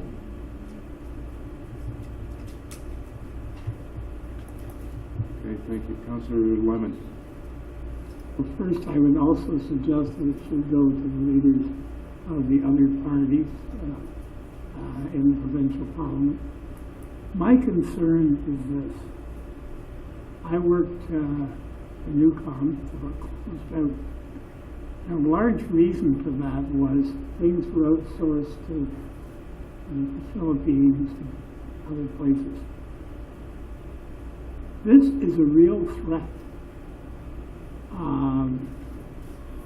And I really think we have to look at it very, very carefully to make sure there's not an adverse effect on those that are not intended to be adversely affected. I'm well aware of the number of people we have in Owen Sound who work for lower incomes. We have constructed now 240, and we're doing another group of affordable housing in Owen Sound. The problem is that if the $15 an hour sounds very nice, but if the business closes, the amount you're going to get on unemployment insurance is going to be a lot less than that. There is a short side to this, and we've got to be very, very careful. They refer here in this report several times to the United States. Well, the growth areas in the United States, the Sunshine States, have minimum wages, which are a fraction of what we have now in some cases. So let's not price ourselves out of the market, because that's what I'm afraid we might do. And I think the motion is quite logical and a good thing. We must use all prudence before we do such a radical thing. Thank you. Other comments? Other comments? Seeing none. Oh, Councillor Thomas. Well, I will comment. I've really struggled with this one. And part of the struggle is the fact that fundamentally, I don't think there's anything wrong with an increase in the minimum wage. You know, we've heard talk about a living wage. We've heard the need for people to have more secure employment. In fact, this announcement was made on the heels of the province's precarious work study, which, by the way, did not mention the minimum wage in the study at all. So how we make the leap from a study on precarious work to increasing the minimum wage in an election year, I'm really not sure how that works. That's part of what troubles me about this entire proposal, is the cynical political motivations that the Wynne government are bringing to bear here in what I see as nothing more than an attempt to buy votes in the next provincial election. Well, I'm sounding like a taxpayer in Ontario. I'm sounding like a self-employed person in Ontario with 2 teenagers who work and a spouse who works, and we've talked about this a lot. around our home? What is the impact going to be on everybody? And I think that the only agreement I'm finding anywhere in any research is that nobody can agree what the impact is going to be. The two sides are so polarized on their own opinions of the importance of this, or the lack of importance, of the importance of giving it and the importance of stopping it. I think that we've got to find some place in the middle in which to come to some sort of a reasonable determination of what the impact is going to be. And again, I don't oppose if we can justify it, if we can say that it is going to be good in the main, then by all means. But you know, I can tell you right now, sitting around this table, that if we told our community that we're going to raise property taxes 30% in the next 18 months, we wouldn't be having a very happy life in Owen Sound. In fact, we probably wouldn't be living in Owen Sound much longer, any of us around this table. So I think that careful consideration never goes amiss in a case like this. And so I'm going to support the motion, because I really do believe that we're rushing into this, and again, it's not opposition to a living wage, it's not opposition to an increase in the minimum wage. It's a call for some sort of a reasonable look at what the overall impact is going to be, because nobody really knows what that impact is going to be. So I think that's all I have to say about that. Thank you. Anyone else? None. I'm going to call the question. All in favor? Opposed? One opposed. It is carried. All right, so now we're back to line. Number 11A, sub 11. Mr. Becking, I believe, asphalt resurfacing. Thank you, Worship. In accordance with city policy, tenders were called for the annual asphalt resurfacing program. 2 bids were received, the lowest of which was received from Harold Sutherland Construction Limited in the amount of $374,785. In the financial section of the report, you will note that the bid received was within the budget limits set in the city's budget for the current year. So on that basis, staff are recommending that the tender be awarded to Sutherland Construction Limited, lowest compliant bid in the amount of $374,785. Questions? Councilor Gregg? Yeah, I would be glad to move the recommendation. The comment I would have is that good roads, an ongoing issue is with the quality of asphalt cement and the longevity of pavement. But I think this is positive. We're seeing this report a little earlier this year too, so I'm hopeful that the scrape and the grind and the coating goes down a little earlier as well this year in the community. I know one of the smaller issues can be the timing, and it's kind of went in deep into the year last year before it was done, and you know, there's not a lot of it's not a huge factor in the long-term quality of the asphalt, but hopefully they're able to do it a little earlier this year and have the streets done. So thank you. Any discussion? All in favor? That is carried. Deputy Mayor Wright, Grey County. Thank you very much, Your Worship.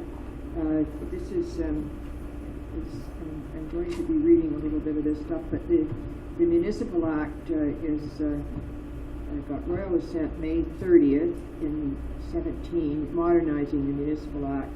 And under there is the Municipal Conflict of Interest Act, the Planning Act, and the Building Act. And there's an awful lot of changes that are in there. I know that Scoter has information on all of this and is certainly going to keep us updated on it. But they're talking about closed meetings again. What we need to do in closed meetings, that's changing. There's some new exceptions, things that don't really change things. You can't use them in closed meetings. You have to be very sparingly. Everyone, every council, every board, every committee will have to have a code of conduct. It's mandatory now. For instance, the library, the art gallery, and all of those will have to have code of conduct. The integrity commissioner is now mandatory, and the question is, should each municipality have their own, or are we able to share the integrity commissioner? There's 2 new policies, the council staff relations policy, and that's not just who's related to who, but there has to be a policy regarding council staff relations. There's a pregnancy and parental leave for councillors. Temporary alternates. If there's a lower tier and an upper tier, then you're smiling. There's a possibility there. There's the lower tier and upper tier. If one of the members on the upper tier is not able to be there, that they can appoint someone from the lower tier to take their place. That we're not quite sure if that means that there's 2 on there or whether it just is 1. The procedural bylaw will have to be updated. There will be electronic meetings allowed, but it's only for open meetings, not for closed meetings. So if one of you is laid up, you can't get to a council meeting, you can participate electronically, but it's not going, you can't be counted as a quorum in the quorum if there isn't a quorum. The one concern that I have that I'm not exactly sure on this, and I might have to ask the city manager for clarification, is the out-of-court payments for municipal, that Bill 86. Now, in our package, there's a resolution on Bill 86, and perhaps when we come to that, we could get an explanation on that bill. That deals with that. We had a presentation on the county asset management plan. The county has total assets valued at $860 million replacement value, operating 755 kilometers of roads, bridges, sewers, etc. We had a presentation on the Ontario Municipal Board changes. The OMB is going to be replaced by a local planning appeal committee, which is very interesting. And there will not be any examination or cross-examination allowed. It's going to be interesting. And I understand that they're still accepting comments on that. Ms. Holder, up until the 15th of August or something like that we can comment on that. There is an appeal process. You appeal to the tribunal. There's a record of municipal decision. Notice of appeal is mandatory, and then you have a case conference, and then it's all dealt with locally. The PAM has all that information. And that, unless you have anything further, that's just the items I picked out of the county meeting today.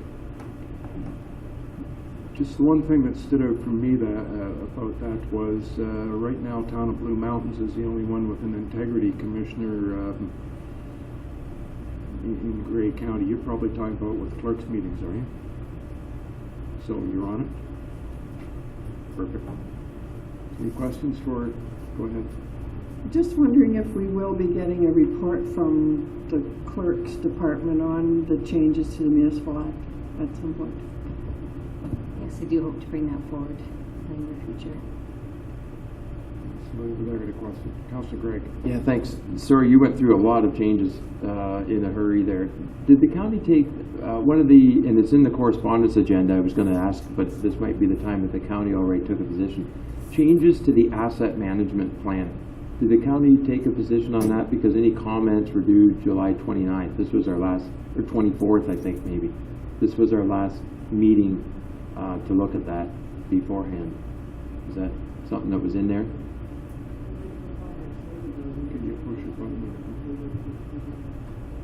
Sorry, there were no comments made by the gentleman that presented the plan to us.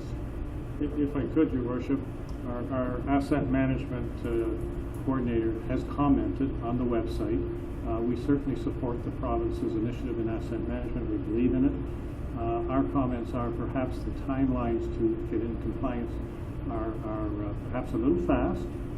and the idea that an engineering firm would have to sign off on all of our asset management plans and engineering, we feel may not be necessary in a city such as Owen Sound. So those are the comments. She has submitted them already.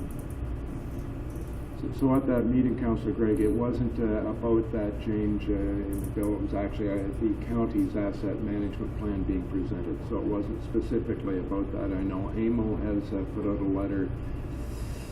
I think Roma and Good Roads, one or the other, or both are lobbying on the same issues. Thanks. Any other questions? So number 13 is a verbal report from Councillor Kepke. Thank you, Worship. We did have a very busy time over the last few weekends, and things are starting to slow down again, but we still got things happening. Wednesdays through to August 30th will be the annual noon hour concerts, which take place at Georgian Shores United Church.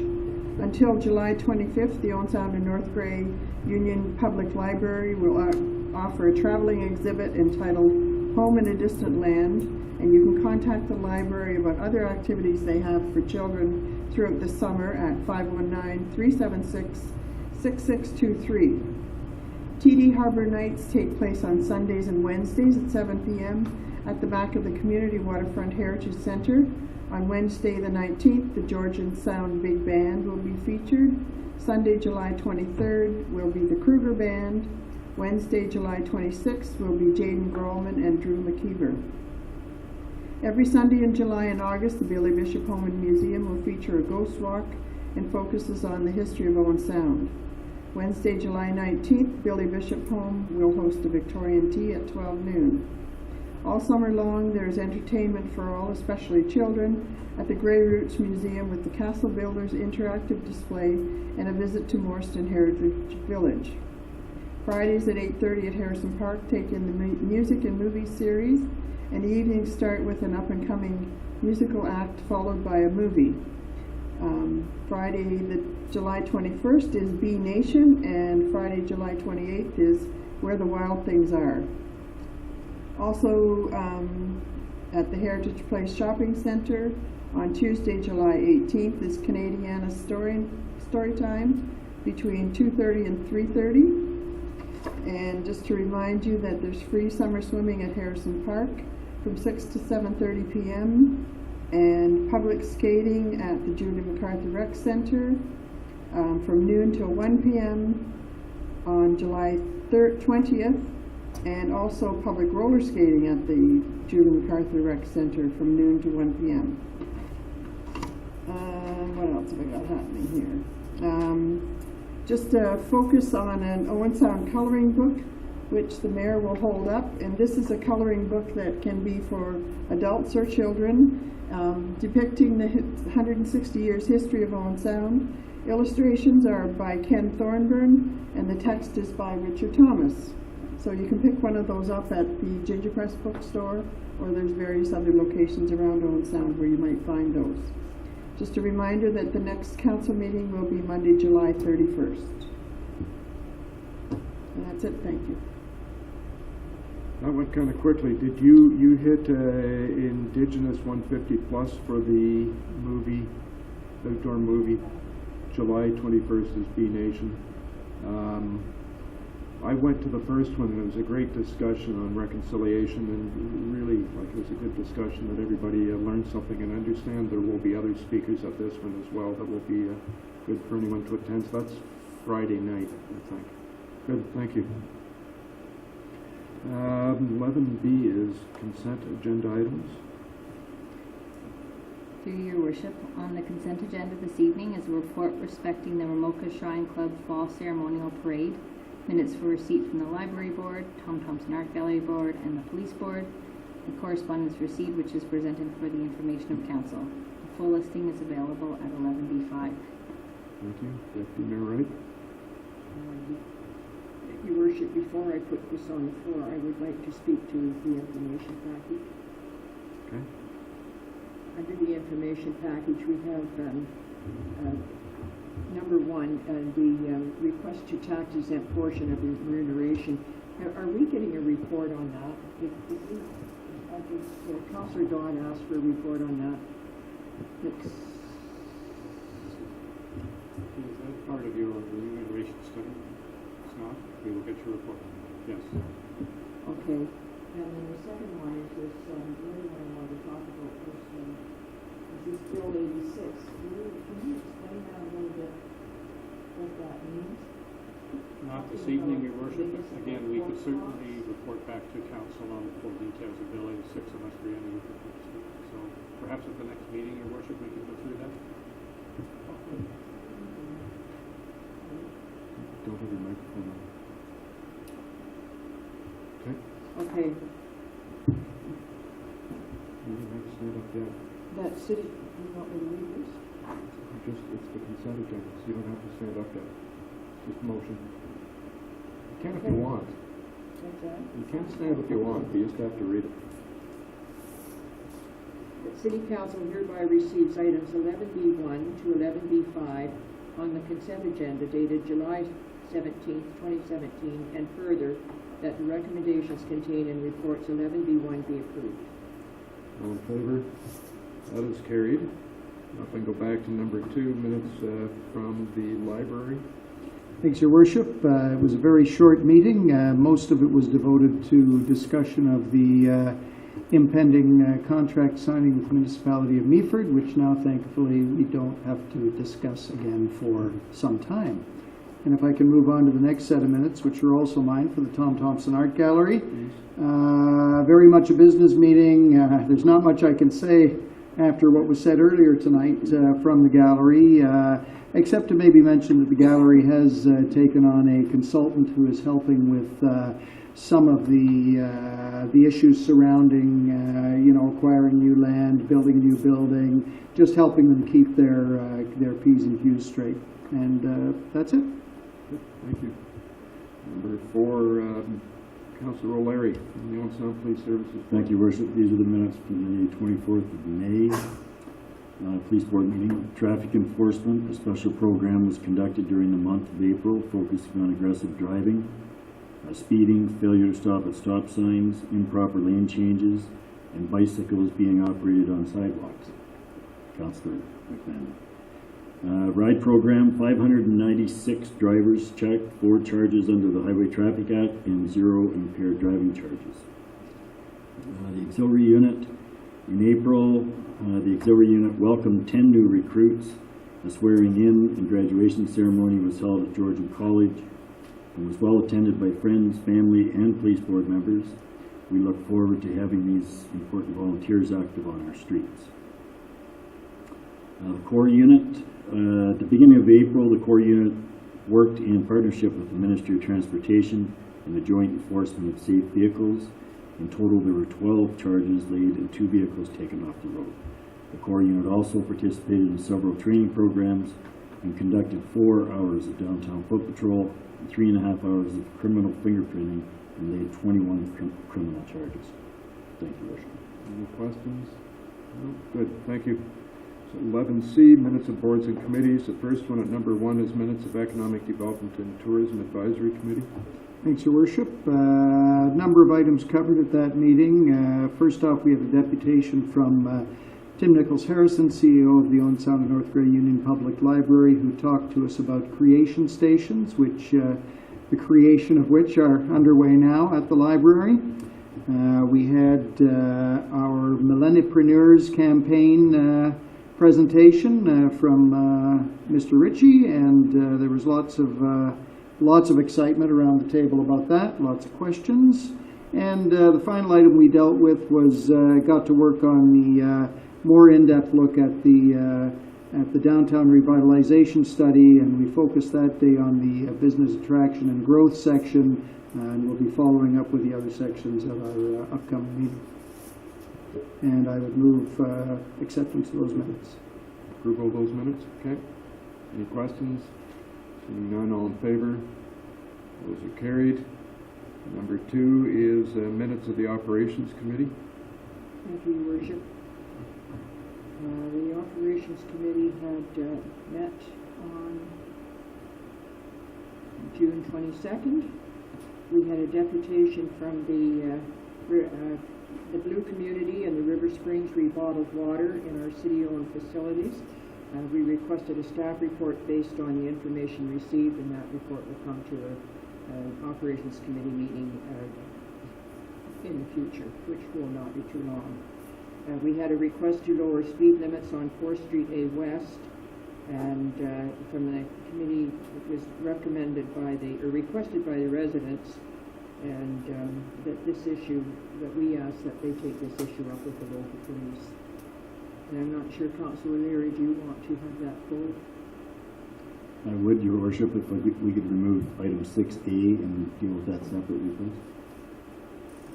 Okay, so I'll leave the room when you get to that, because that's the issue that's my neighborhood. Okay, so do we vote on the rest of it first?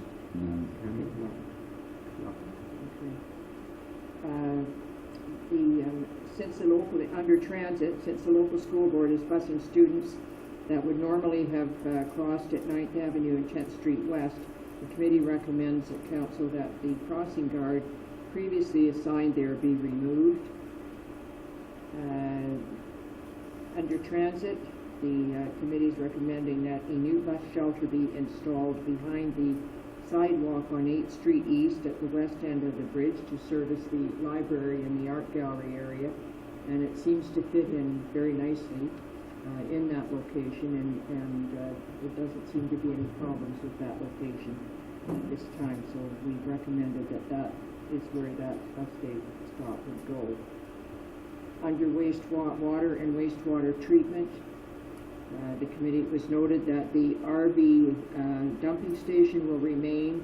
It has been removed to a new location on the site and will be recommissioned before the plant is complete. The plant now has limited flow to fewer cells to grow treatment in the bacteria faster, and this has also caused a brief decline in the effluent quality, but that's been picked up. Let me see here. It was noted that the city will realize significant savings in the hauling of leachate once the wastewater treatment plant is in full operation, that we'll be able to handle the leachate ourselves rather than shipping it over to the Meaford station, and that will be considerable savings for us. Now, that's all for that 7 minutes. Okay, so Councillor Gregg had a question, I think, before you move approval. Yeah, it's just on E1, it's moved by Councillor, and it's missing. I wondered if that was Councillor Dodd or perhaps a public member. There's no name to it in the minutes under water and wastewater. I have no other questions, just that's missing the mover. Sounds like a smart idea, so it's probably me. Councillor Thomas, you have a better memory of it? I have another question. Oh, okay. Just so we clear that, so Mr. King? The mover of report 170622-009, it says moved by Councillor, but there's no name attached, and public member King is in the audience, and he may have moved both subsequent reports. he's indicating yes, that he did do that. So if we can amend that.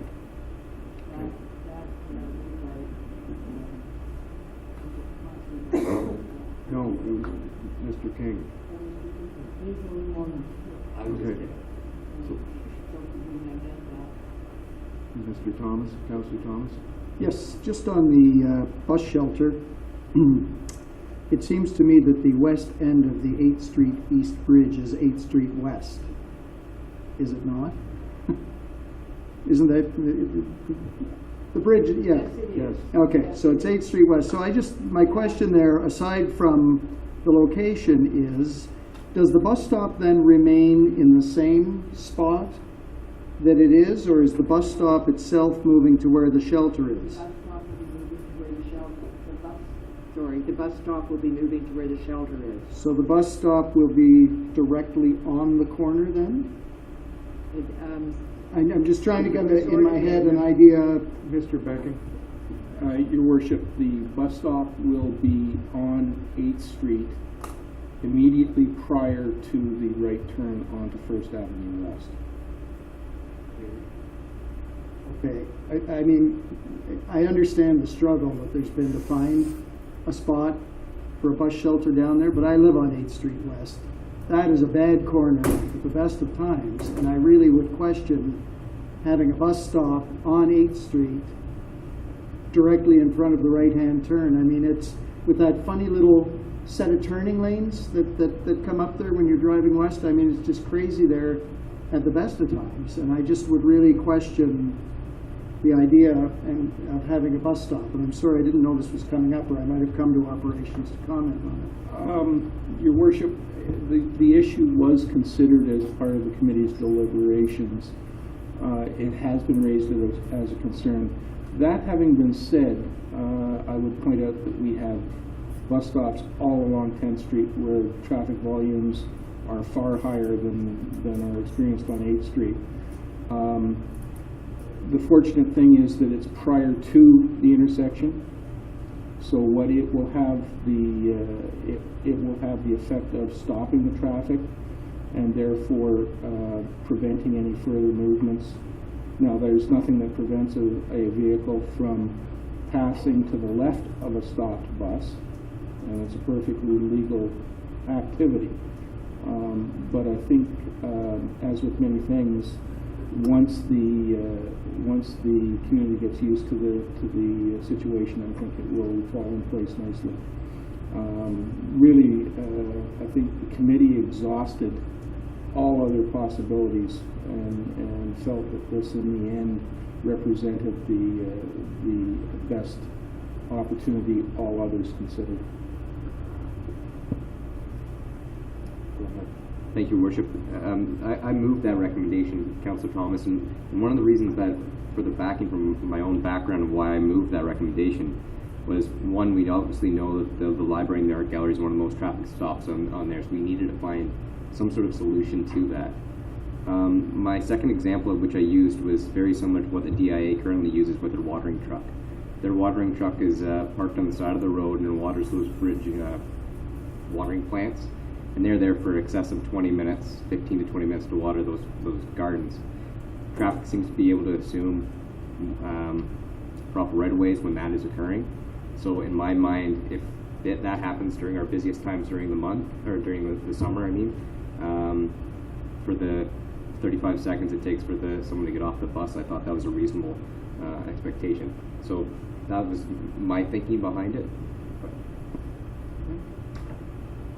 So, Deputy Mayor Wright, you're moving approval of the minutes saved and accept part 6A? I am.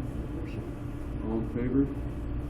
That is carried. If you want to take the chair, you can discuss 6A.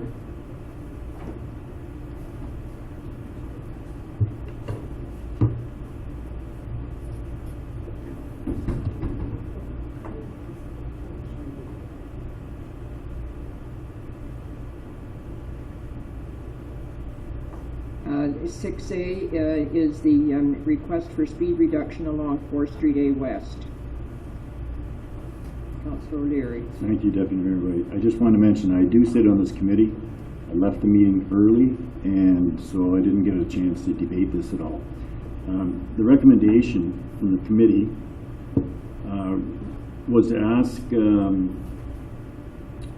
well, I'll just read it. That in consideration of the letter from concerned residents of 4th Street A West in Owen Sound respecting a request for speed reduction, the Operations Committee receives the letter and recommends staff contact these residents to advise they need to contact local police about monitoring the speed limit on this street. So my concern is the speed limit, I'm assuming is 50 kilometers an hour. I drove that this morning, and I tried to do it at 30 kilometers an hour. It's impossible. You cannot go around that bend at 30 kilometers an hour. At least I can't in my truck.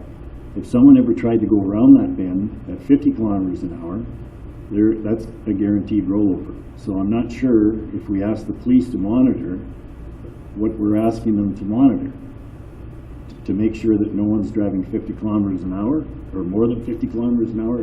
That doesn't make sense to me. The problem is there's 13 kids under the age of 12 that live on that street, And if you walk that street like I do, it's crazy. Like people, since that 6th Avenue West has opened up to 4th Street A, it's people come around that corner and they just race through that and around that bend, and someone's going to get hurt. So I just wanted to at least have the discussion with council. There's probably other streets. I don't want to open up a whole new can of worms. But you know, I travel the Mill Dam area every day. It's 40 kilometers an hour around the Mill Dam and into, help me out, Scott, Pasteur Place. So that's 4th Street West. That's all been changed to 40 kilometers an hour. I wasn't here when that happened, but this street on 4th Street A is a lot worse. If, like I said, you can't drive 30 kilometers an hour and not roll it over. It's pretty sharp. So personally, I'd like to see a posted sign at 20 kilometers an hour on that street, but I'd like to hear what other councillors have to say. Thanks, Deputy Mayor Wright. I was the individual that moved that. I understand the concerns of anyone in the city who feels they're speeding in front of their house on their street. I see lots of it where I live. And I'm very familiar with that street. I know from the stop sign at that corner to the stop sign at Greenwood Cemetery, it's precisely 1 mile, which is why we use it as a workout as recreation.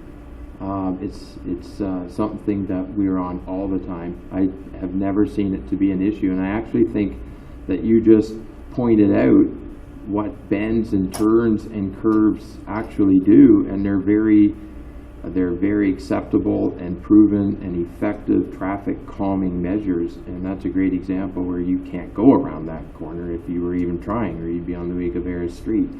My concern, and I wouldn't support your idea of 20 there, is I know Councillor McManaman has sat through years, Deputy Mayor Wright, Councillor Lemon, of the same issue behind Shoppers Drug Mart in the east side and other neighborhoods. We have bends all over the community, and at no time has there been an accident in that neighborhood, or has somebody went off of 24th Street West east of Keppel Sarawak when they go down the bend.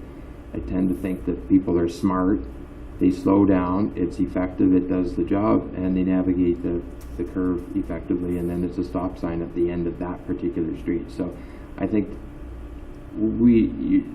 doing anything but here opens up numerous, I think we're just going to be posting all over the place as the letters come forward. So I just don't see the need in this particular instance to support your idea. Okay, thank you. Councillor Kepke? There are no signs posted in this area of children playing. Yes, there is. There There's is? one sign that's posted as you enter in that says, it just shows a picture of children with a ball. As you enter from... As you enter from the south. So that's not really near the area where the children are? Yes, it is. I was up there this morning as well and went and drove So it. there's personal signs posted on people's lawns? No, this is a city sign that's posted. So if they wanted one at each end of that, where would they call to get the second one? Would it be our department or police? You'd have to ask Mr. Beckman about that. Mr. Beckman. Madam Chair, the use of those signs is intended to be restricted to around playgrounds. If you overuse them, then the traffic very quickly learns to ignore them when they don't see somebody. I would suggest that a better approach would be to use a pedestrian walking signs, which is a bit of a variation on the same thing.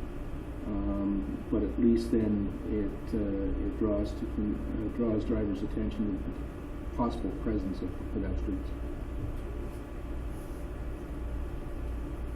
Anyone else? Councillor Lemon. I can understand the concern, but I live between 1st Avenue West and 2nd Avenue West.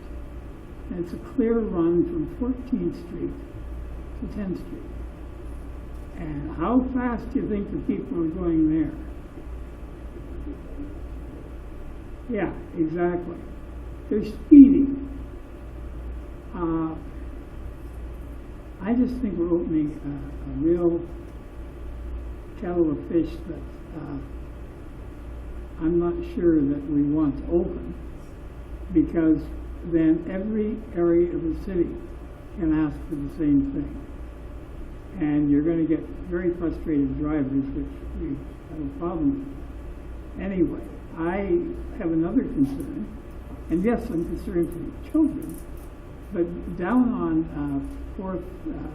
between 4th Avenue and 2nd Avenue at 14th Street, we have a senior citizens complex. We have a high-rise, a low-rise. We have other senior accommodations in that area. And some of these seniors walk or take their scooters downtown. It's a pretty good argument for slowing the traffic down on 1st Ave or 2nd Avenue. I don't know what the solution is, but to start having 40 Ks here, 50 Ks there, 20 Ks there, it becomes such a mishmash. How do you enforce it? And I know there are a lot of curves on some of these streets, and they do calm the traffic. Enforcement also calms the traffic. And I think if is 50K excessive? I don't know. I don't know the answer, but I do know that if we start putting it in one neighborhood, another neighborhood's going to come forward. On the East Hill, you have 7th Avenue, and that is a speedway as well. Okay, well, we're talking about the Councilor Thomas. Thanks. I don't see why we couldn't refer the letter to the Police Services Board and ask Police Services Board to take a look at this issue, rather than going to the residents and asking the residents to call the police. Our ratepayers, a group of them, have come to us with a concern, a very real concern for the safety of their children. And I think the onus is on us to forward this letter to the appropriate authorities, just as any other request that comes to us goes to whatever department or committee that it should be sent to. So I'd like to see this motion changed or defeated, and I'd like to see us referring the letter to the Police Services Board for some input. Mr. Becky. Madam Chair, we receive these letters on a relatively frequent basis. They are reviewed by staff, and if there are things that engineering can do to address the concerns, then we deal with them. If it's an enforcement issue, it's usually fairly obvious to us that it is an enforcement issue. And I send an email to the chief or to the deputy chief explaining what we know about the situation, advising them of the condition and the concerns, and asking them if they could incorporate that into their normal routine, at least in the short term, so that people understand that they have to pay attention. And it's usually very successful. So I offer that as a suggestion if council would like staff to liaise with the police to deal with the issue. Okay. Councilor Leary, did you put a motion on the floor to change it to 20 kilometers? You said I would like to see it at 20 kilometers. I did not put a motion. Would you like to make that motion? No, your motion. No, he didn't put a motion on the floor. We have to vote on this motion first, because there is a motion on the floor before we have subsequent. The motion on the floor that is in the minutes is that in consideration of the letter from concerned residents. Do we accept that, or do we modify it or amend it? It's up to you how you'd We like can to. defeat it first and then put another motion on the floor. If you wish to vote on that motion, then you can do so. But someone would need to bring it forward. But you don't have to. You can vote on a different motion if you wish. I'd like to make a motion that we ask staff to get in touch with the Owen Sound Police Services, make them aware of this letter, and ask that the police service take a look at this area. So we agree with Well, yeah, I'll go along with the motion. I just wanted to mention too that I'm totally shocked that I just heard a comparison of this street, 14th Street, or 2nd Avenue West from 14th Street, which is a dead straight street with sidewalks on both sides. I'm born and raised in this city. I can't think of another street the same as this that's comparable. I've tried all day to come up with some kind of comparison. I can't find one. There's no sidewalks on this street. There's 13 children under the age of 12 that play on that street. There are no sidewalks, and it's impossible to drive around that corner at 30 kilometers an hour. So I just wanted to make that point. Yes, okay. But I will go along with that Okay, motion. we have a motion on the floor then. Any further comments? All those in favor of the motion on the floor? That motion carries. Thank you.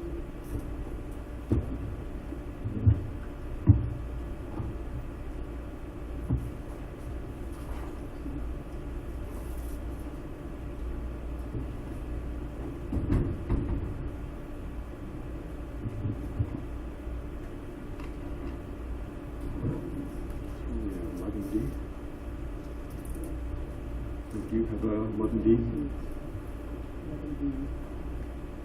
Minutes of closed sessions, council from June 26th. Doesn't have it, so anybody? Councilor Kepke? Thank you, Worship. I'll move the approval of the minutes of the closed session of council held on June 26, 2017. All in favor? That's carried. 11E we've dealt with. Other business.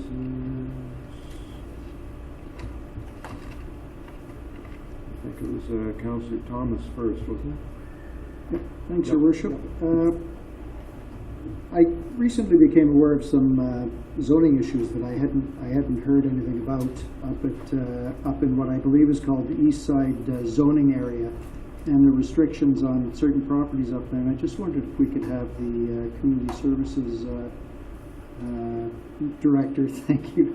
I hate it when words leave my head before I get them out of my mouth. I wonder if you could just sort of explain to us how that works up there. Sure. In 2006, we did a new official plan, and before that, we did a commercial needs assessment, and that assessment had really informed the thinking in the official plan in 2006. And at that time, we took a lot of land in that East City area and said, these are future East City commercial lands. They're lands that are intended for large format retail development. They were designated that in our OP, and the OP included a policy that said prior to those lands then being zoned for certain commercial uses, they needed to undertake a market study that would demonstrate a balance between the commercial nodes, and that development in the East End wouldn't undermine the integrity of the downtown area. So that's the premise on which we've been working through 2006 in the official plan, and that's been implemented on various sites. This year, again, we'll be updating the commercial needs study that was done originally around 2000. So it's almost 17 years old, hard to imagine. And then, so we'll do that later this year, and then in 2018, following the county's update of their official plan, we'll be looking at our official plan, and certainly the results of that commercial needs assessment will inform those policies in the plan. So that's sort of where we're at in the broadest sense, and happy to speak, more directly about an individual property, but that's generally the broad strokes of how that policy works. Okay, thanks. I guess the property that came to my mind was Heritage Grove, and I know that they are continually hopeful to continue with that development up there, but have to go through this process every time they want to add something in up there in that complex. And to me, it seems repetitive and maybe even a little bit punitive to have them do this study every single time they want to develop something up there. And I just think that needs to be looked at personally. Is there any way that we can, I don't know whether we can fast track it? Is there a way to, I won't say get around the process, because I know it's there for good reasons, but in view of the fact that it was put in place so long ago, I just wonder if there's a way to sort of get that moving a little more quickly, because I think that any development that's going to take place is good, I think, and I think that we need to do what we can to clear the way for developers to move forward. Go ahead.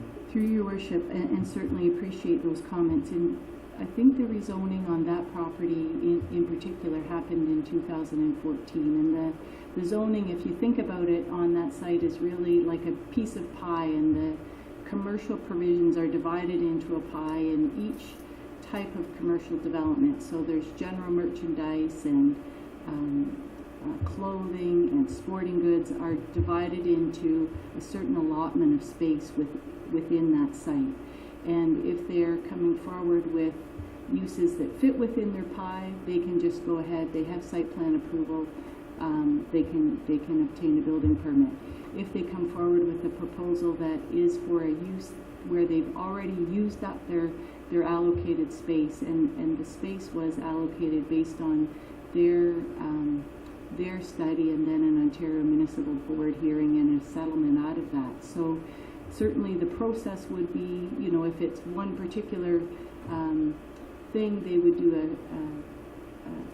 fairly scoped update to their commercial, their market study. Our peer reviewer would look at that, but we're mandated to follow the process under the Planning Act for a zoning amendment for that. But certainly we would be happy to work with them through that process. Thank you. Councillor Thomas, I think you've got another matter. Second one? By gosh, you're right. And this is a handing out of the bouquet to our Parks Department and our Public Works Department, who did a wonderful job in the, let me just think now, south parking lot in Harrison Park at the trailhead, right inside the park, just over the bridge. Has been a lake for most of the spring. Now it is an unusually wet year this year, but they recently went in and re-gravelled the lot, and I just wanted to say a great big thank you on behalf of all of us who run through there every day or two. It's way easier now. Thank you. Councillor Lemon, you've got two items. Oh, wait a minute.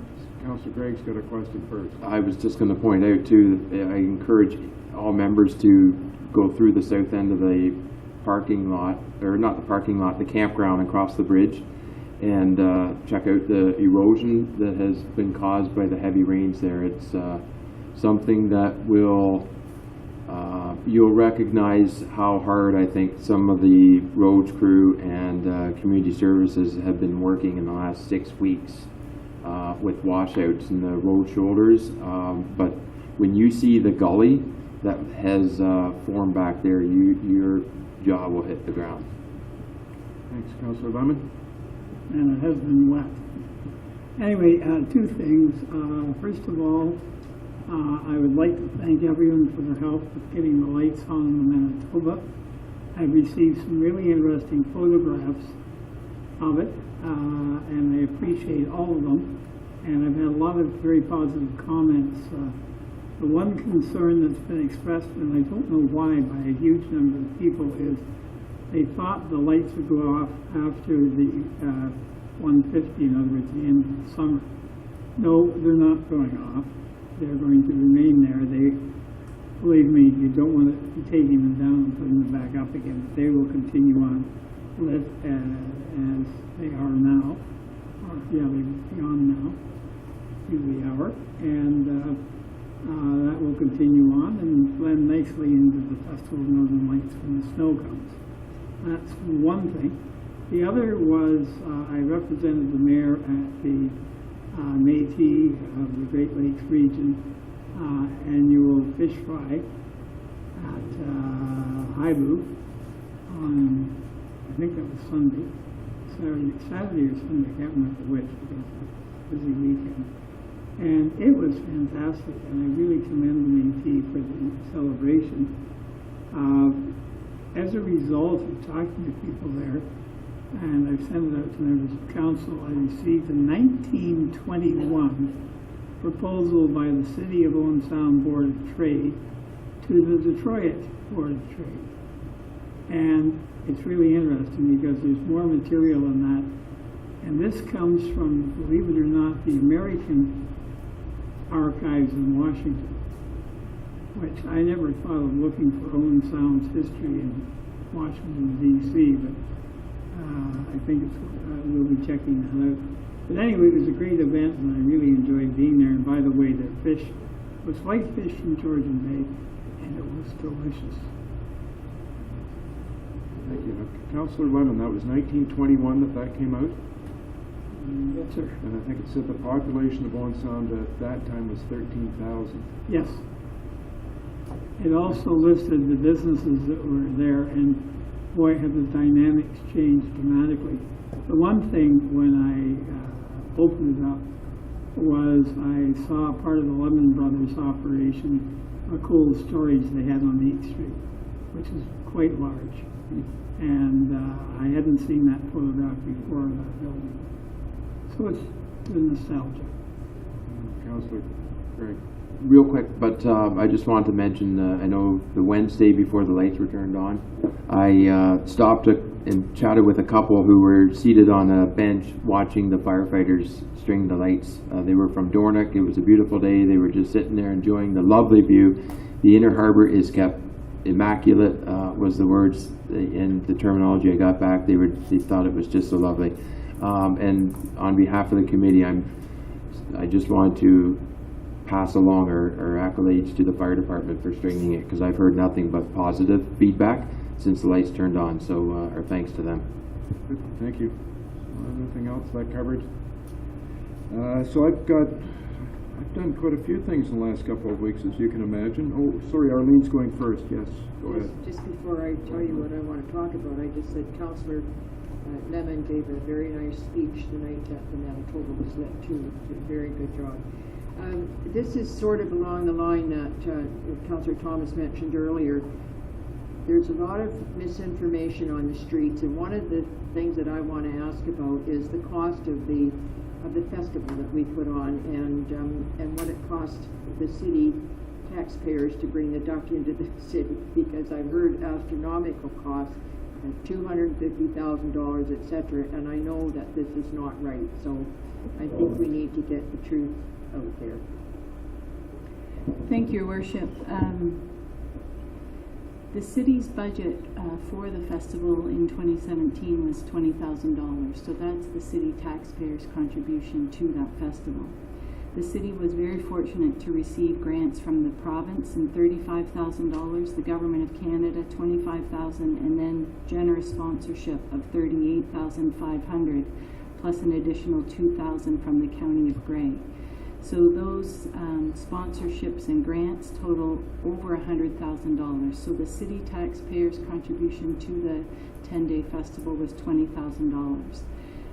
We know at this point that our donations from Canada Day, we struggled a little with that 3-day weekend with the weather. Our donations were a bit down, and we'll be doing a full financial wrap-up through that Canada 150 committee, but the city taxpayers' contribution was certainly not $250,000. We did have a partnership that brought the duck here on the second weekend.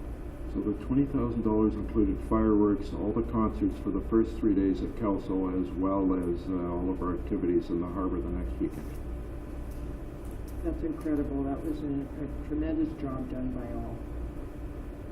Councillor Kepke. If I can just add to that, an extension to thank the staff and all the volunteers that helped over those weekends and the whole 10 days of the festival. It was a great festival, lots of things to see and do, and it was really good to look around and not recognize people. So there were so many people from out of Owen Sound that were there. It was, I think it was tremendous. Thank you.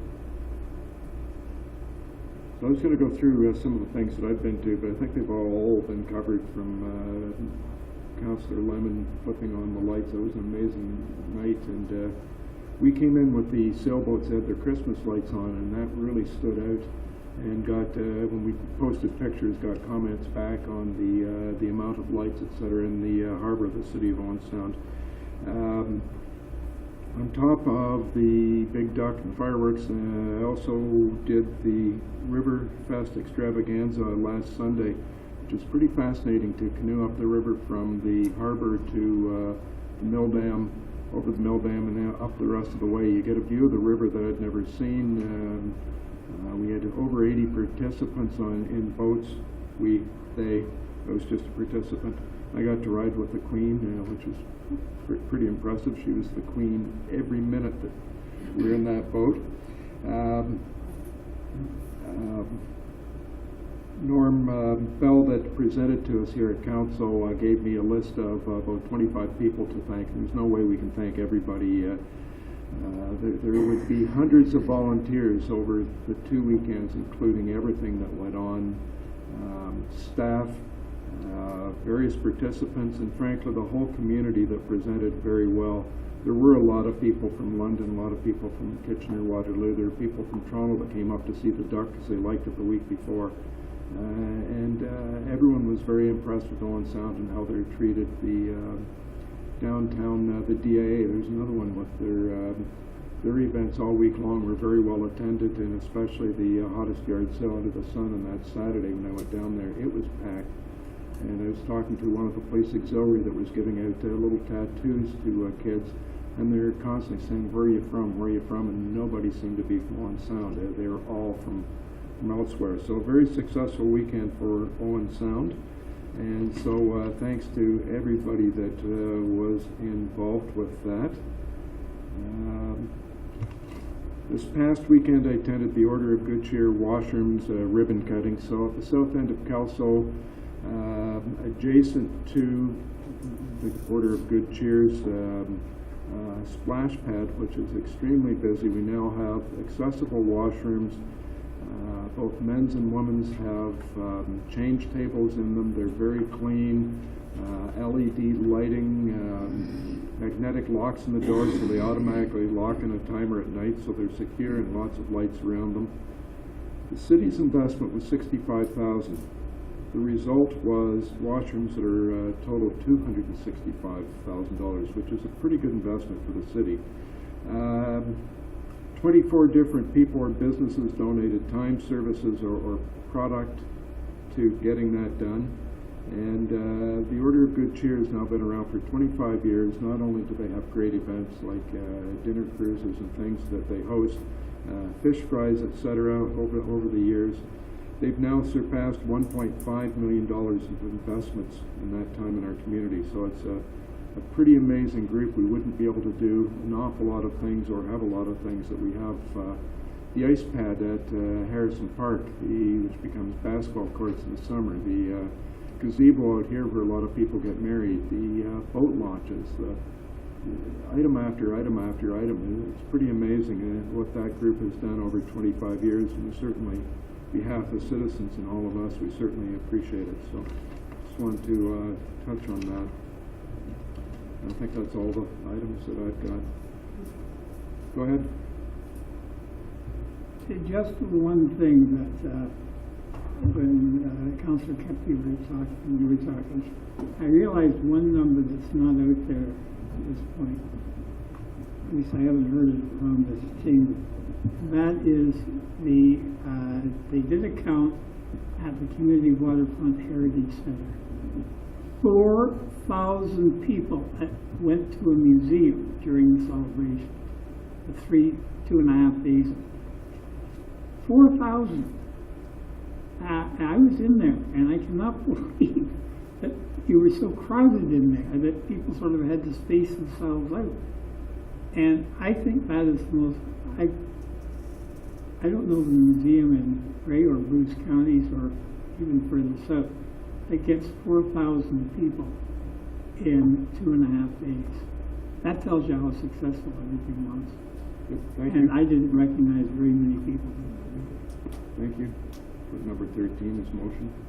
Move the committee rise and report. All in favor? That's carried. 14. Moved by myself, seconded by Councillor Dodd, that the action taken in committee of the whole in consideration public meetings, deputations, public question period, matters arising from correspondence, reports, matters tabled, motions for which notice was previously given, and other business be confirmed by this council. All in favor? That is carried. Notices of motion. Seeing none being given, new business by resolution, we have none. Bylaws. Through you, your worship, the bylaws listed for approval on tonight's agenda include the confirmatory bylaw, a bylaw to declare parking lot 9 surplus, a bylaw to replace Vincent Orfel with Jeff Flooney on the DIA board. There are 4 bylaws to execute facility use agreements for Summerfolk, the Dog Show, Salmon Spectacular, and the Emancipation Festival. There are 3 bylaws to execute airport hangar lease agreements with Michael Bellinger, Pat Keeling, and Dave McDonald. There are 5 bylaws to execute encroachment agreements for bus shelters located at 855 3rd Avenue East, 1115 10th Street East, 1029 4th Ave West, and between 1405 and 1475 2nd Ave West. There's a bylaw to execute a lifetime encroachment agreement with Grey Bruce Property Rentals respecting 1406 to 1442 4th Ave East, a bylaw to execute an agreement for pre-transfer activities with the Minister of Transport respecting the Port Asset Transfer Program, and finally a bylaw to amend the appointed officers bylaw respecting deputy clerks. Thank you. Moved by myself, seconded by Councillor Dodd, that bylaw numbers 2017-111, 2 and including 2017-128 be passed and enacted. All in favor? That is carried. That completes our business for tonight. I've got about 9:35. We're done. Thanks, everybody.